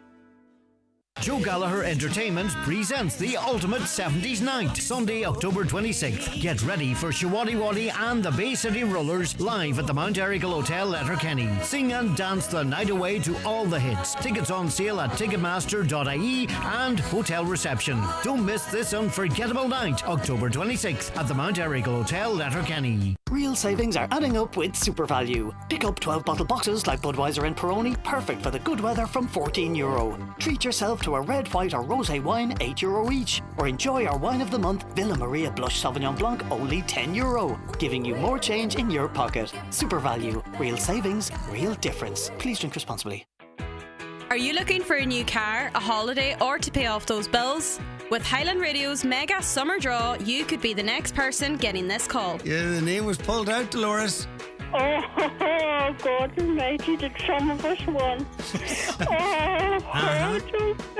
I enter them every time. We're giving away €2,500 in cash every Friday until September 5th. And on the 5th of September, one lucky winner will take home €10,000 on the 9 till noon show. Head to highlandradio.com and enter our mega summer cash draw now. Don't miss your chance to make this summer unforgettable, only with Highland Radio. Highland Radio weather updates with McElhinney's. Get back to school sorted with all the essentials from school jumpers to shoes. Visit our kidswear department in store or shop online at mcelhinney's.com today. Okay, the weather forecast for today is all right, really. It's going to get a little bit drier later on. And temperatures 19 degrees, maybe as low as 15. I'm trying to be positive. All right, Noel Cunningham, patron of Cancer Care Northwest. We're talking about the 5th Donegal Camino. It's had such an impact. It's raised so much money for Cancer Care West. My word, it's even formally recognised by Donegal County Council. We've got Donegal Camino Day. Noel, lovely to see you. How are you keeping? Are you excited? Oh my goodness, I'm extremely excited. It's just, how it's grown. We're into our 5th year. It has become actually one of the main fundraisers for that amazing centre in Letterkenny. And when you see families like the Friel family rowing in behind it to do it again, and you, for example, you're going to be out on Aaronmore with us, and it's just a kind of a magical week that's very hard to describe. And it pretty much now sells itself, which is so incredible. And now all we try to do is increase the amount of money we raise every year. And whatever means that takes, we will do our level best to do so. Okay, so it sells itself, but I want to sell it a little bit more too. Can people still join the whole Camino, join certain parts of it, maybe assess which walk might best suit their ability? There's still options there, isn't there? Well, what I would say, and I should say it with some pride, that we only have 3 days now left with spaces. But go online, because you never know when someone drops out due to unforeseen circumstances, so that would create availability. But it's a marvellous boast on our part. Is there to availability for Aaron Moore?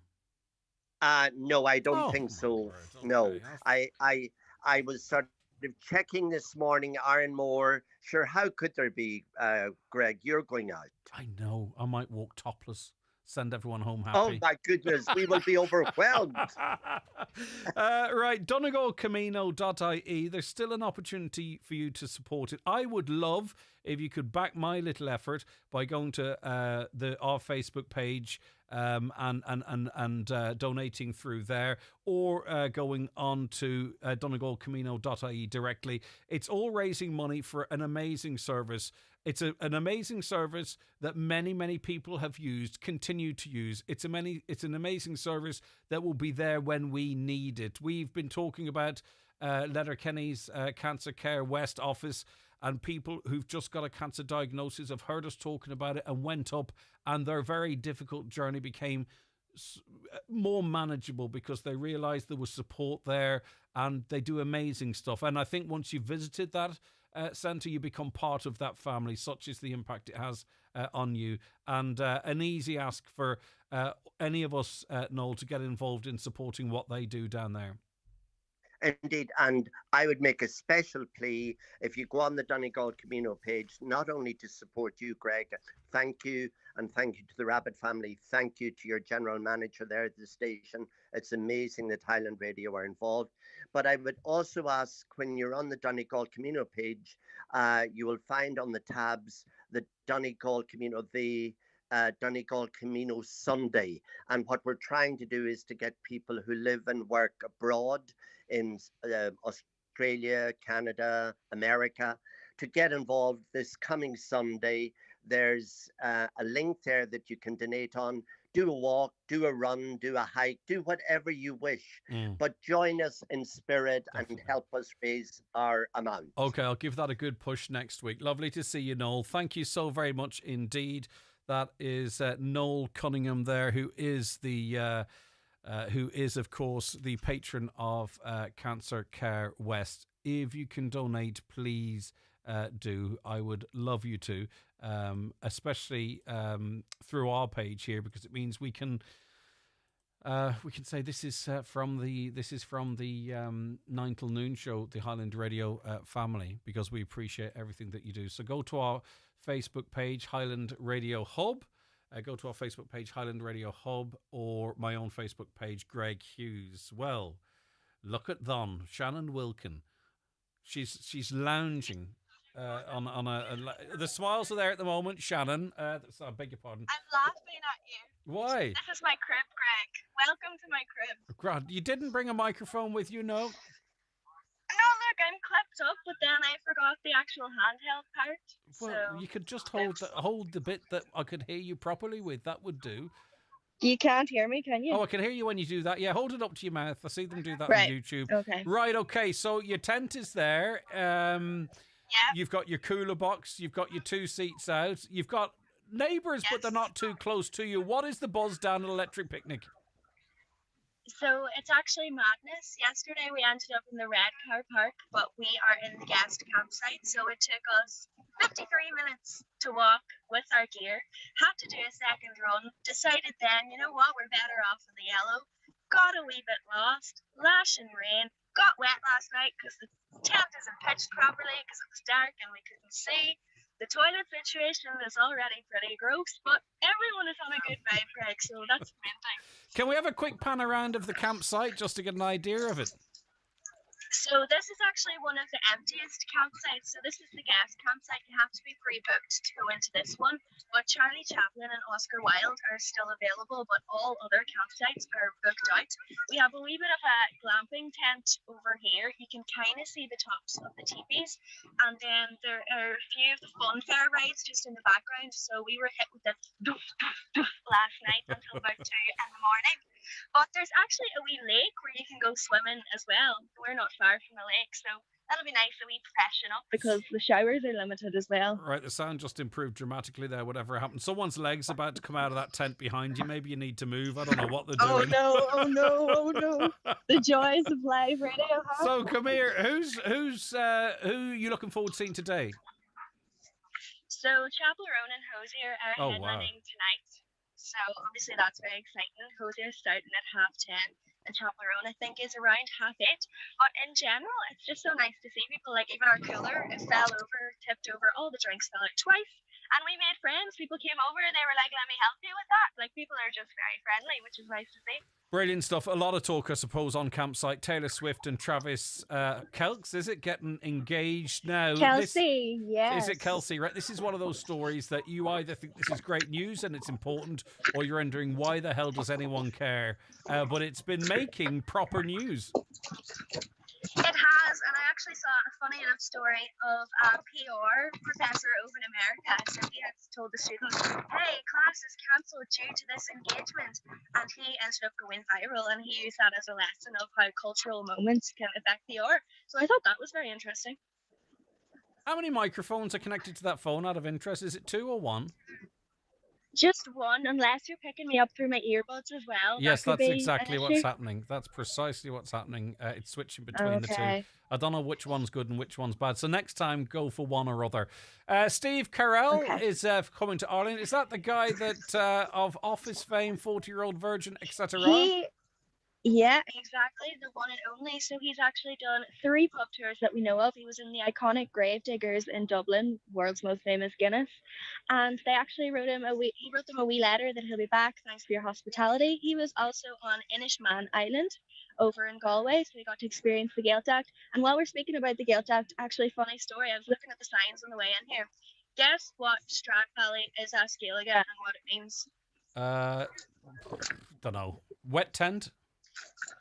No, Stradbally is Shrajwalla, and that's literally the village. So I am currently in the village, the one and only village. I don't know, is there another Stradbally somewhere? Sad news for Bruce Willis fans, because of course we were talking to Tommy Marin a little earlier on about the impacts of dementia, not only on the individual but the wider family, and he's been dealing with this now for a number of years, and it's another story that will resonate with lots of people listening. Unfortunately, now he's moved out of the home and is in a separate house seeking hands-on care. Yeah, so his wife Emma Welling, I can't speak. Emma Welling, Willis Helling. Willis, she has a double barrel name. But anyway, that's the problem. She has made the decision to move him out of the home because he knew that they wouldn't want the children to see him suffer, and his memory is now going, and also his speech. So, unfortunately, that is sad news, but we're thinking of him. Thank you very much. I have to leave it on that note. Shannon, enjoy your time there. Thanks to Charlie for helping out as well. Thanks for keeping us dated, giving us a sense of, I think I could get over that fence and maybe slip into that tent as well. It doesn't look very secure to me. They reckon if you put on a high vis and if you've like no makeup on, you just look like really like natural, you'll get in. Just say your staff, because we've been asking the staff for directions and they're like, no, I don't know. Don't know where you're going. All right, good luck to you, Egypt. Yeah. Thanks very much indeed. That's our own Shannon Wilkins out enjoying Electric Picnic. Have a fantastic weekend, everybody. Whatever you do, please. We'll be back with you tomorrow, Monday morning, in fact.